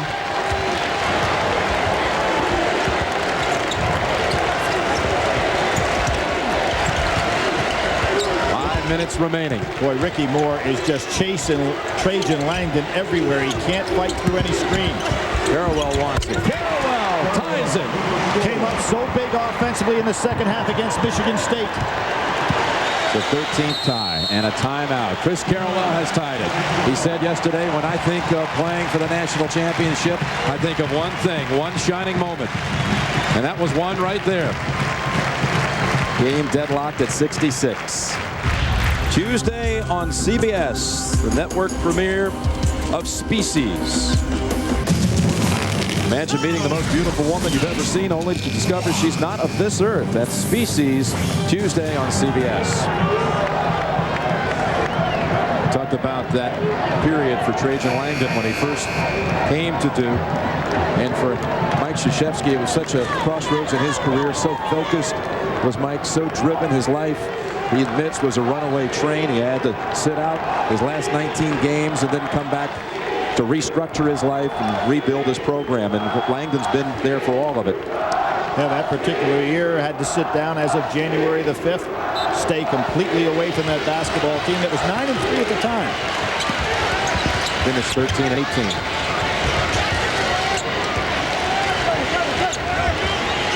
Five seconds. Elamine recognizes what the official's doing, so he backs it up a little bit. It's close to a 5-second call. Good job by Elamine to break it. Gone 4.5 without a field goal. And that's last touch by Avery. But 8 seconds is all we have on the shot clock. You know what that means, Jim? Richard Hamilton. If you're Duke, you better keep an eye on him here. Here is where he's so dangerous. Bosco back for Saunders. And Farewell, who studied films to get ready to handle Steve Francis and did a fine job against him defensively, has to be aware of where Hamilton is right now. Aware here, too. 5 on the shot clock. Elamine gets him the lead back. He loves the leaner. They really do have 2 guys that don't mind taking that big shot. Unusual for teams to have that.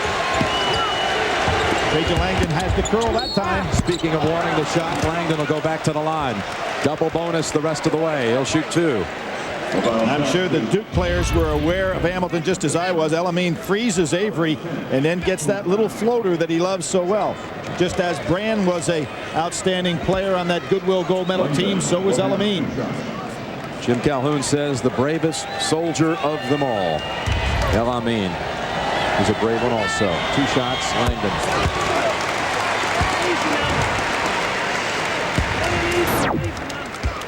Three-time first team All-ACC. in the regional MVP of the Meadowlands. Gets them both. 22 for Langdon. In the Meadowlands, Jimmy was 15 for 21 from the floor.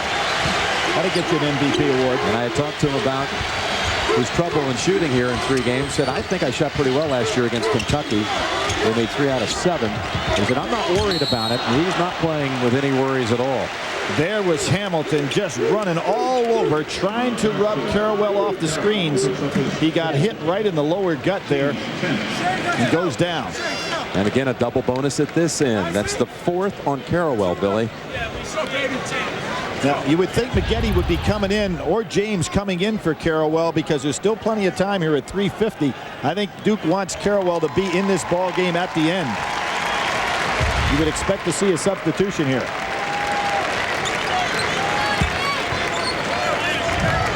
So 4 for Carrawell. UConn for the game, only 6 out of 14 from the free throw line. This position, the 3-man, always so successful in the Jim Calhoun system, whether it was back at his days at Northeastern with Reggie Lewis, and there have been others, Daniel Marshall, Ray Allen, and this man, Rip Hamilton. The next great one, Billy, is on the bench in street clothes, and his name, folks, Aju Deng. And he will, Billy, based on what you've seen, you said he'll be a star. He really looks like an outstanding prospect to me. He'll be eligible next year. Hamilton's free throws have given Connecticut the lead by 2. 24 for Hamilton. Remaining. It's been a beautiful game to watch. Billy, you thought Saturday was ugly, and this one's just the opposite. It really is, Jim, and everything that you would expect. 2 number 1s play against each other. ACC against Big East. Connecticut knew that they belonged on this floor with Duke University, unlike those that said it was just a walkthrough for Duke. Connecticut, Jim Calhoun knew it wasn't. Mike Krzyzewski knew that it wasn't. We're going to see right now 2 outstanding teams, great programs, kids with a lot of moxie. Which ones can bring it home?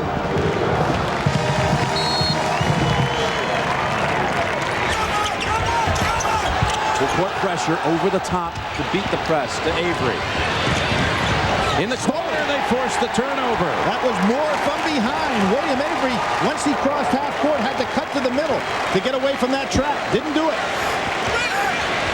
Every possession so critical. 3.5 remaining.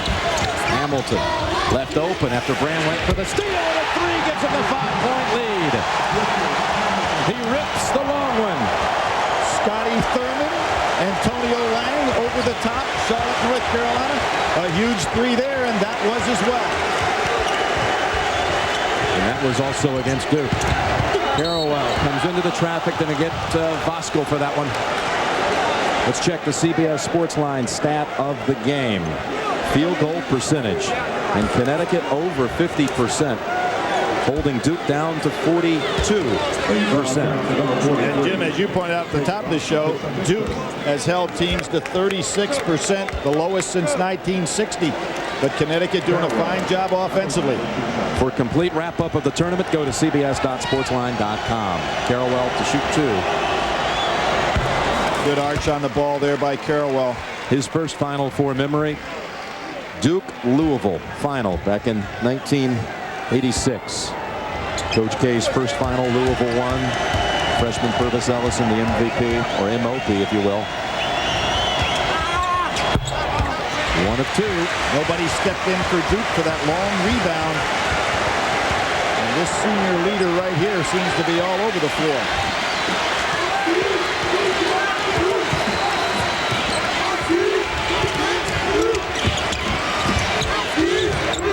Again, Hamilton running around the screens. He wants it, not this time.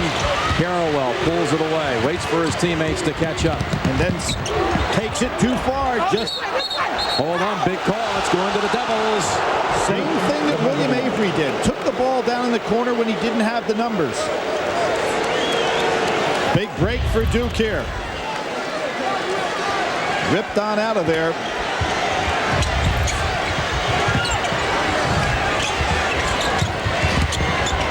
Langdon, spin move, too strong, and Ricky Moore rebounds. And who was the man guarding Trajan Langdon on that play? Ricky Moore, and still there in position to grab a rebound. 8 rebounds for Ricky Moore. Matched his total against Ohio State, where he led the club. 6'2" guard. 16 rebounds in 2 games, and you're asked to be the defensive guard. That's a walk. El Amin, and hold on, they got it. They got it. It has to be a walk, kind of a delayed call there. 2:15 remaining. And Jim Calhoun looks at El Amin and says, hey, keep the ball out up high. Let Richard Hamilton run around those solid screens. Devils have made only one of their last 7 attempts. Bosco pushing down in there on Elton Brand. They can't get the ball down in the low post. There you go. Timeout call. Timeout call. Mike Krzyzewski only wants a 20. He's got to get the ball down in low to Brand. If that's been the key to the game defensively, I think, Jim, is the fact that Connecticut's strategy in the low post has prevented Elton Brand, the National Player of the Year, from having the huge game. Talking to Mike practice the other day, did you ever have doubts that you would get back to this stage? And he said, oh yeah, oh yeah. Back in that crossroads period of his life. But he says, I love coaching more now than I ever did before. That year he set out, it was just too hard to watch the games when he didn't finish the last 19 games of the season. He would just listen to him on the radio. Well, now there you see the company that Mike Krzyzewski is moving into, and he is now second all-time in NCAA tournament wins past the great John Wooden. And you can be sure that Connecticut's going to play out to stop any three-point opportunities. So the key is get the ball down to Elton Brand, and he's being pushed, held, grabbed, everything they can do to him. Parallel three-pointer. Block out by Freeman. And Great rebound. Battier gets it out. Langdon three. The senior delivers. Sensational play by Battier. What a rebound. A one-point game with the first remaining. Jim, Duke slaps the floor. Remember those days by Bobby Hurley slapping the floor and saying we've got something left. 20-second timeout. Calhoun and Connecticut. Battier able to get the rebound and kick it back out to the Alaskan assassin. Well, people said that he did not play well down the stretch in previous years, but that young man's doing it tonight. There's a full timeout on the floor now. We'll be back to St. Pete. What a night. 2 timeouts, but for UConn, 1's a 20, 1 a full. Trajan Langdon is Coach K says the best shooter I've ever had. And did he hit one of the biggest shots of his splendid career just a moment ago? Here it is. The all-time career three-point shooter at Duke. Young man was injured, in the Virginia game in the ACC tournament. The foot problem, missed a number of games, missed the remaining 2 games in the ACC tournament, and then the opening game in the NCAA tournament. So it's great to see him back. Senior on senior right here. Moore and Langdon. They're waiting for Hamilton to go off the screen. And here he comes. Farrell beats him. These are the possessions you play back in your mind and back on tape the rest of your life. 1:10 to go. 8 on the shot clock. El Amin with Brand defending. Splits the defender. It's a 3-point game. How much guts is that to take the ball against Brand inside? With just 4 seconds on the shot clock. And El Amin, or was it called on Moore? Called on Moore. It'll be, again, 2-shot situation the rest of the way. And if you're Jim Calhoun again, you don't want foul here. Stops the clock. Another floater on the inside. He just has so much confidence, Jim. And just think, 2 games ago, he goes 0 for 12 against Gonzaga. Here he comes tonight, forgets all about it, and comes up big. 2 shots for Avery, sophomore. Delivers the first.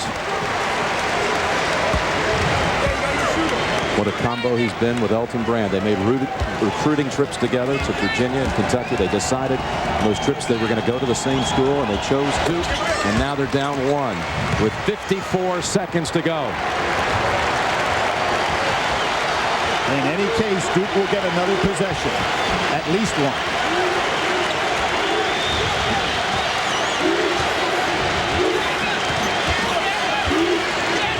Jim Calhoun says, I want it back out here, and he wants a timeout now. With 34 seconds remaining, they'll operate with 16 seconds on the shot clock when they take the floor again. Now, Jim, here is why it's so important to have more than one option. You know, if you just have a Hamilton as a scorer, that's easier to defend. But El-Amin has shown that he can strike as well. So they have two options to go to as primary options. And I think we'll see one of those two deliver this shot or a pass inside if Duke tries to double team on the driving. Can UConn finish it? Again, all week long, all tournament long, everyone believed it was Duke and only Duke. But these kids always believed. Trajan Langdon in the final seconds of his career. The bridge. And Duke has stood in his way every time he has tried to advance. The bridge, as Coach K called him. 12 on the shot clock. El-Amin again, spinning, firing short. Carrawell has it. Duke with a basket can take the lead and win the game. They don't have to take a shot. Will Mike Krzyzewski go for a 20-second, or is he just going to play? We're running this one down. Wow, Trajan Langdon with the ball, and he's going up against a great defender. What's he doing here? 9 seconds to go. The whole season on the line, and Langdon's going to call wall. Traveling on Langdon with 5 seconds remaining. The foot movement of Ricky Moore. I'm really surprised that they tried to challenge the #1 defender in the NCAA tournament so far. It was the footwork of Ricky Moore who stayed right in front of Trajan Langdon. A timeout, Duke. 75-74, UConn. Electric all night long here at Tropicana Field. 5.4 seconds to go, and the Krzyzewski family trembles. Nikki and daughter Debbie. But it's not over here. UConn ball with 5 seconds to go. Strategy here is if you're Duke University, you've got to foul. We look on the floor right now. You've got Ricky Moore, an 82% shooter. You've got Hamilton, an 83% shooter. Khaled is a 78% shooter. Inbound to El-Amin, and Avery will send him to the line. It only lost 0.2 of a second. And El-Amin goes to the line, a 79% free throw shooter. He's come up big in this game. But he's missed 2 tonight. Missed 2 tonight.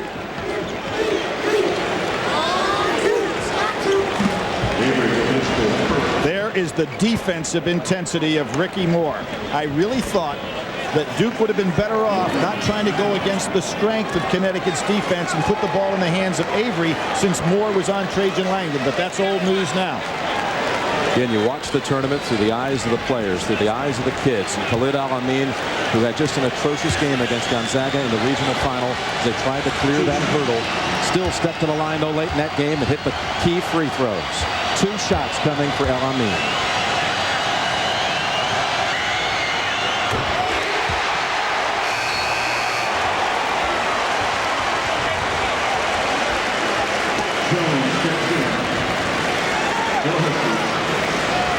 Jim, if he makes this shot, do you foul if you're Connecticut and not let Duke try one of those patented threes to tie this thing?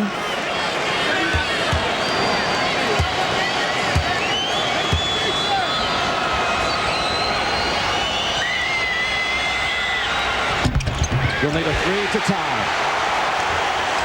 Trajan Langdon's going to take it to length of the floor and try to get it off. He doesn't have a lot of time here. Pressure from Jones. Langdon trips, and UConn has done it.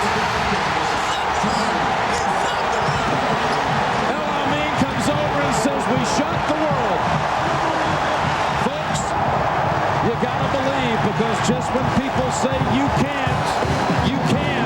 And UConn has won the national championship in its first attempt in a final.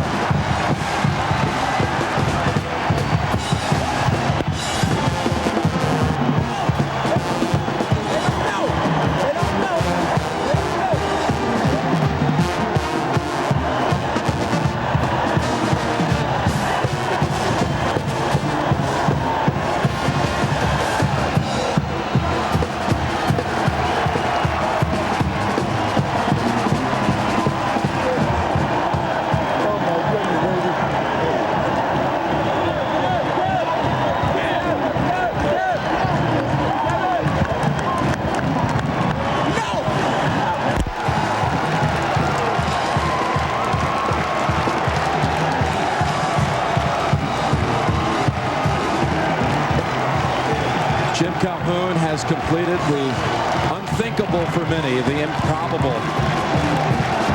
His friends will tell you that no one ever gave Jim Calhoun anything. His father passed away at the age of 15. His high school coach, Fred Herget, was the most profound influence in his life outside his family, his high school coach.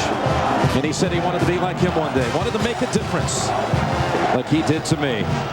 And he toiled through the high school ranks at first, from Old Lyme High School to Westport High School up in Massachusetts, to Dedham High School, on to Northeastern, to Connecticut in 1986.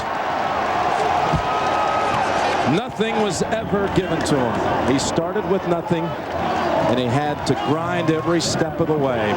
And his Huskies embodied his spirit tonight, and they have won the 1999 National Championship. Tonight, UConn 77, Duke 74. Let's return you down on the floor and rejoin Jim Nantz and Billy Packer. Jim. Hey, what's the headline say here, guys? What's it say there, Ricky? UConn #1. UConn is #1, no doubt about it. Hey, so we didn't came out and proved ourselves. Let me see those magic feet, man. This guy can guard somebody. Hey, Jim, everybody said coming here, this was going to be Duke's tournament. Everybody said you can't, but you did. How did you do it? With these guys, and with guys like, and without question with the guys who come before them. Because Ray Allen, Daniel Marshall, Chris Smith, Sky Burrell, they set this up, and then these guys pulled it slate tonight and pulled it across the finish line. It's unbelievable to see a guy like Ray Allen. You talked about the lineage of having all the players through the years. They all were a part of this, you said, to get you here tonight. Every one of our kids who played for us, from Cliff Robinson on down to Scotty to Ray to every kid, they have an awful lot to do with this. And then these guys pulled that slate across that finish line. It was very special tonight. Hey, Ricky, the road for you began back on Hazel Street in Augusta, Georgia. And what does this one mean to you tonight in your last game at Connecticut? It means a lot. You know, we really worked hard as a team, and I came out to prove myself tonight. I was playing against one of my former teammates, and I just wanted to show everybody I got an offensive game as well as a defensive game. And one thing, I knew Ray Allen must have been in the building. It was like my freshman year in the Big East tournament when I shocked the world, and I shocked it again. Hey, Jim, I want to ask you, I want to give a lot of credit to you and your staff as well. That defensive plan you had for Elton Brand was magnificent. Yeah, we really tried to do big-to-big doubles, but we made a little different kind of rotation than Michigan State had, and we always doubled with the same person. So when you try to double with different people, you fall out of rotation. But our kids knew almost like a zone principle once we doubled down where we're going to be. Took you 20 times to get to a Final Four, and then you went all the way. Nice going. Thank you. Well, Coach, when you won the NIT back in 1988, they didn't say congratulations back in Connecticut. They said thank you. What do you think they're going to be saying when you go home this time? Well, we're going to say to them, thank you for being the best fans in America. You know, we're bringing this back to Connecticut with a great group of kids, and we couldn't be happier. It's a shining moment unlike any other. And what a march to remember for the man who became a grandfather back on March the 5th for the first time. Jim Calhoun and the Connecticut Huskies are the national champions, and let's go back to Greg Gumbel. All right, Jim, thank you very much. You know, it's one of those things. You think back to the pregame show. Bonnie Bernstein talked to Coach Calhoun and to Khalid El-Amin. The last thing Khalid El-Amin said, we're going to go out there tonight and shock the world. They have done just that. A short while ago, Armin Katayan had a chance to catch up with Duke Blue Devils head coach Mike Krzyzewski. Coach, certainly not the effort, or certainly not the outcome here, but as disappointment. The effort was great in a game for the ages. Yeah, it was a great game, and I thought we really picked it up in the second half and had some opportunities. They make big shots. Their perimeter is terrific. Hamilton and El-Amin and Moore are just an amazing perimeter, and they kept pressure on us all game, and it was tough to defend them. And then we got some looks, and we put ourselves in a position where we had a chance to win, and they made the play, and we didn't make the play in the last minute. And that's what great games usually end up with, is, you know, who made that one play. You've told us time and time again how much you love this team. What, in a moment, you'll be in the locker room with them. What do you say to them? Well, I'll find out when I do things by feel, not by program. So when I see them, I love my team. I mean, they gave me an unbelievable year, and we lost to a great basketball team. I think a team that played outstanding basketball. So I thought we were beaten tonight. We didn't lose, and my hat's off to Jim and his team. They're really a tough basketball team. They're a very difficult team to defend. Thanks, Coach. A sensational season, a little short. Thank you very much. Mike Krzyzewski as classy in defeat as he is in victory. Our Chevrolet players of the game: Trajan Langdon of Duke, a team-high 25 points. Richard Hamilton of Connecticut, 27 points, 16 of them coming in the second half. He also grabbed 7 rebounds. We'll take a timeout here, and when we come back to St. Petersburg, a happy UConn Husky bunch will take possession of the championship trophy. We'll also have one shining moment coming your way right after this. We never tire of the view. Tropicana Field on a Monday evening, late March, courtesy of Goodyear. Coming up next here on CBS, for most of you, it's your late local news, followed by Late Show with David Letterman. Dave's guests tonight are Marv Albert, Diane Lane, and musical guest Blur. Right now, the moment Connecticut's been waiting for since day one of practice in the fall, the presentation of the NCAA championship trophy. Here is public address announcer Jackie Bowe. Your attention, please. To present the championship awards tonight, here is the chairman of the NCAA Division I Men's Basketball Committee, Mr. C.M. Newton. Again, on behalf of the Division I Men's Basketball Committee, I want to congratulate both of these outstanding teams for a tremendous championship game and a tremendous run throughout the tournament. And now it's my privilege to present the NCAA championship trophy to Coach Jim Calhoun and the University of Connecticut Huskies. Congratulations, Coach. Jim, we'd like a few words from you, please. I just want to thank the best fans in America. From, although you may disagree, CM, from the best state basketball in America to the best basketball team I've ever coached, who brought this trophy home. I also want to congratulate a great Duke basketball team that we beat here today. They're a tremendous basketball team. Congratulations, Jim. You're great champions.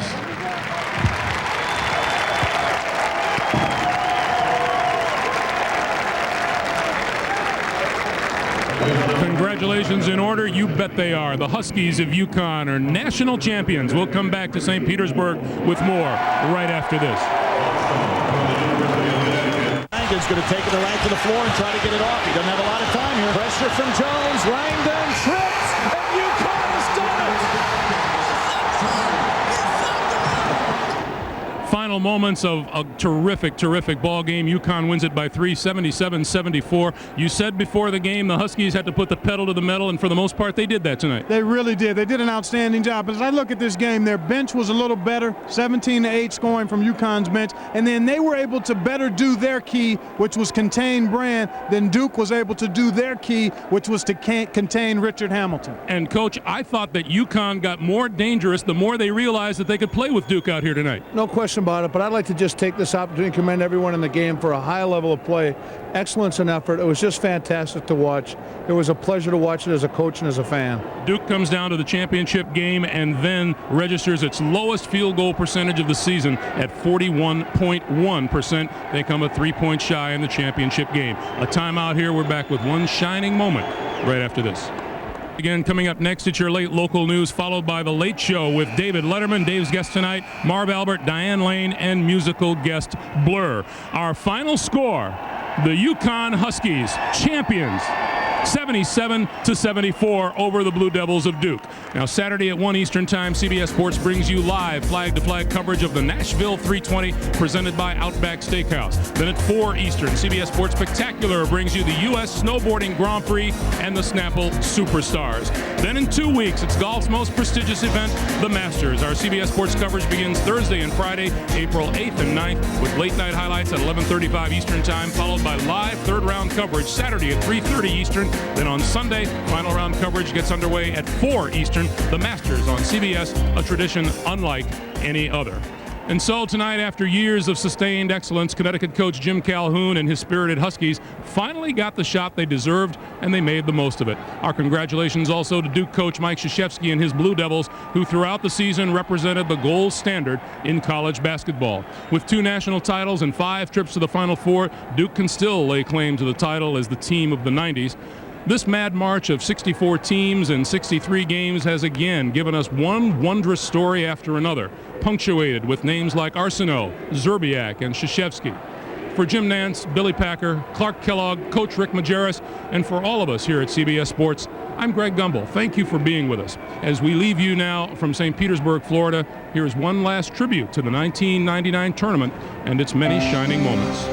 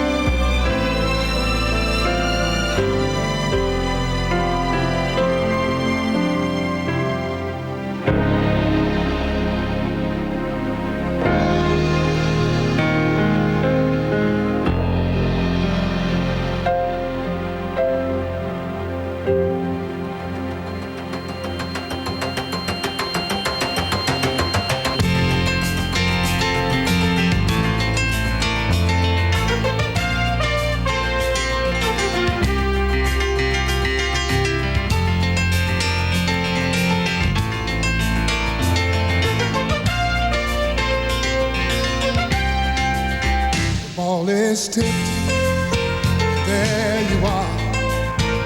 You're living for your life. You're a shooting star.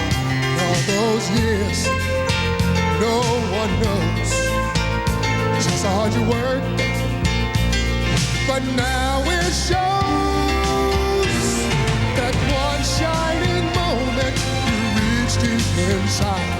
In one shining moment you knew you were alive. Feel the beat of your heart, feel the wind in your face. It's more than a contest, it's more than a race.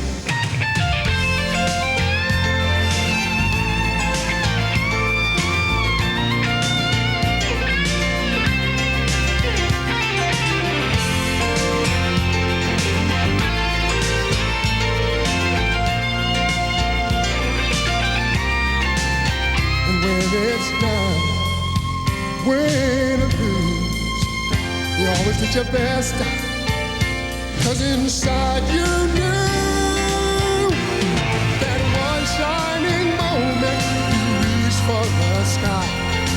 One shining moment you knew. One shining moment you willing to try. One shining moment you knew.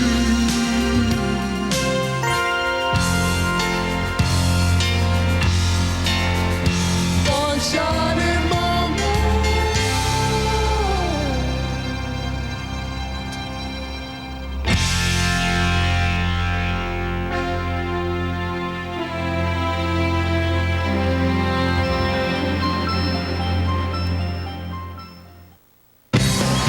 expand on that. Your thoughts, I mean, when you had the ball and the clock was running down, and then you saw Moore on you, what were your thoughts at that point? Moore was on me the whole game. I mean, that was no different than the whole game. So to me, I just wanted to make a move. I've been in that situation a ton of times. I wasn't thinking about the clock. You know, I made a move.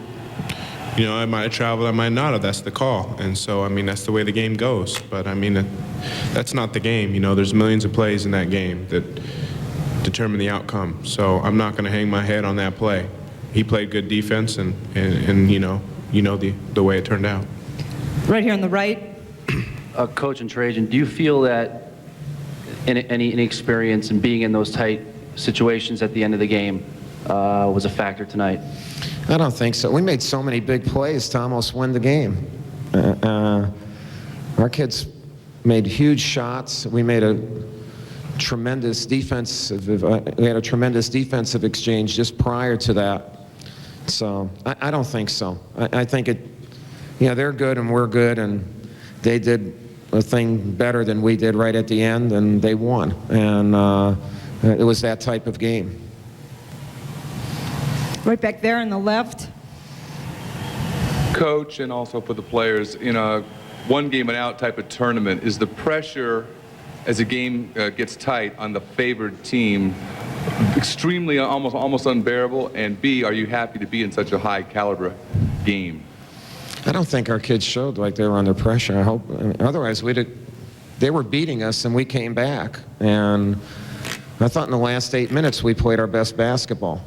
So I don't think this team has felt any pressure. Now, the pressure to try to guard Connecticut, that's a different kind of pressure. I mean, they're really good. That type of pressure is there. But yeah, our kids have played to win all year long, and we've won an inordinate amount of games and championships, and we came up a little bit short tonight. But we didn't come up short tonight because of pressure. Back on the right. Elton and then Coach Krzyzewski, could you both please address how effectively Connecticut defensed Elton, especially in the first half?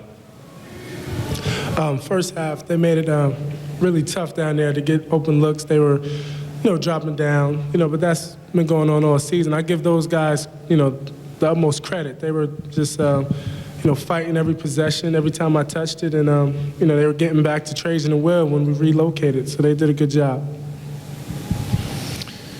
We made some adjustments. He got touches more in the second half, and it's obvious that they wanted to take that away. It really should have opened up a little bit more for us. I don't know if we made as many good reads initially on that, and but we had enough. There were enough points out there to win. Got a question on the left here. Coach, this might be doubly tough for you given the number of games you've been involved in and the outcome of this one, but just from a basketball standpoint, how does this rank? I mean, as a basketball fan, if you can get there right now. Well, I'm a basketball coach who's coached a great basketball team. I'm not sure I understand your question. How great a game was it? Oh, it's a great game. Okay, now I understand your question. It was a terrific game, and I've been fortunate to be in a bunch of terrific games. We've won some, and there's some that we've lost, and I've been in great games this year with this team. So I'm proud of being involved in this game. If anybody expects me to be down about this game, they don't understand me. I'm not going to be down about this game because it would take away from. Mike Krzyzewski, as you would expect, classy in defeat for Duke. They now drop down to 2-6 all-time in NCAA final games. And if you're a volunteer fireman just driving around tonight, you might want to swing by Storrs, Connecticut. The UConn Huskies have won the title. We're going to go back to St. Pete, where the man, as he was in the Big East, the two-time player of the year, Richard Hamilton, he is the player of the game. In a crystal ball, the Sears Trophy is headed for Storrs, Connecticut. The Huskies' first national championship, a 34-2 record. Really only lost once when they were at full strength. The first title for a Big East team since 1985. Villanova knocked off Georgetown. Once again, Duke's season ends in heartbreak in Tropicana Field. Back-to-back years they've lost to the eventual national champion in the final seconds. But Dick, Duke started out quickly, a 9-2 run. Huskies 2 points in the first 3.5 minutes, then a big 15-4 Connecticut run and some very aggressive play. Well, their aggressive play and their really aggressive style defensively created many of an opportunity for them. They did a superb job on the defensive end as well as on the offensive end. Take a look right now as we watch here, Elamine. Hamilton shooting a little jump shot. It's the baseline jumper. And the strong defense. Very aggressive, really hitting the glass. Now watch inside. Brand pops the ball loose, and then he converts on the score on the interior.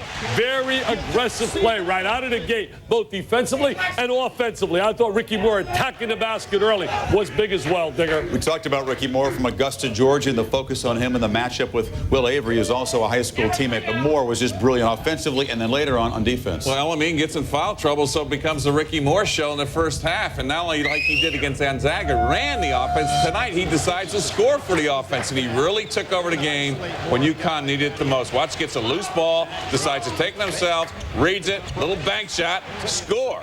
Takes it in the paint, drives, good jump stop, over the head, in again. 13 points in the first half, hesitation. Fade away, makes it. Didn't score in the second half, but in the second half, it was his defense. Don't forget, Langdon hit that big three with 1:40 to go to cut it 73-72, and he forces the walk. Travel, they get the call. His defense sets up in the second half. He's a complete player. As Elamine took over the offense at the end of the game, especially making the 2 fouls, it was Ricky Moore's defense twice on Langdon that iced the game. We've talked about his stamina. Moore played 37 minutes, made those big plays at the end of the game when a lot of guys would be exhausted. Meanwhile, Dick, Connecticut's defense on Elton Brand. Remember, this guy is a player of the year, but Connecticut have a couple of guys a couple inches taller than Brand playing him. Well, they did a great job of doubling it up, utilizing the forwards on the double team to get help on the inside. They're not allowing them to have any space offensively. Now look at the double up right here. They're bringing the forwards at him.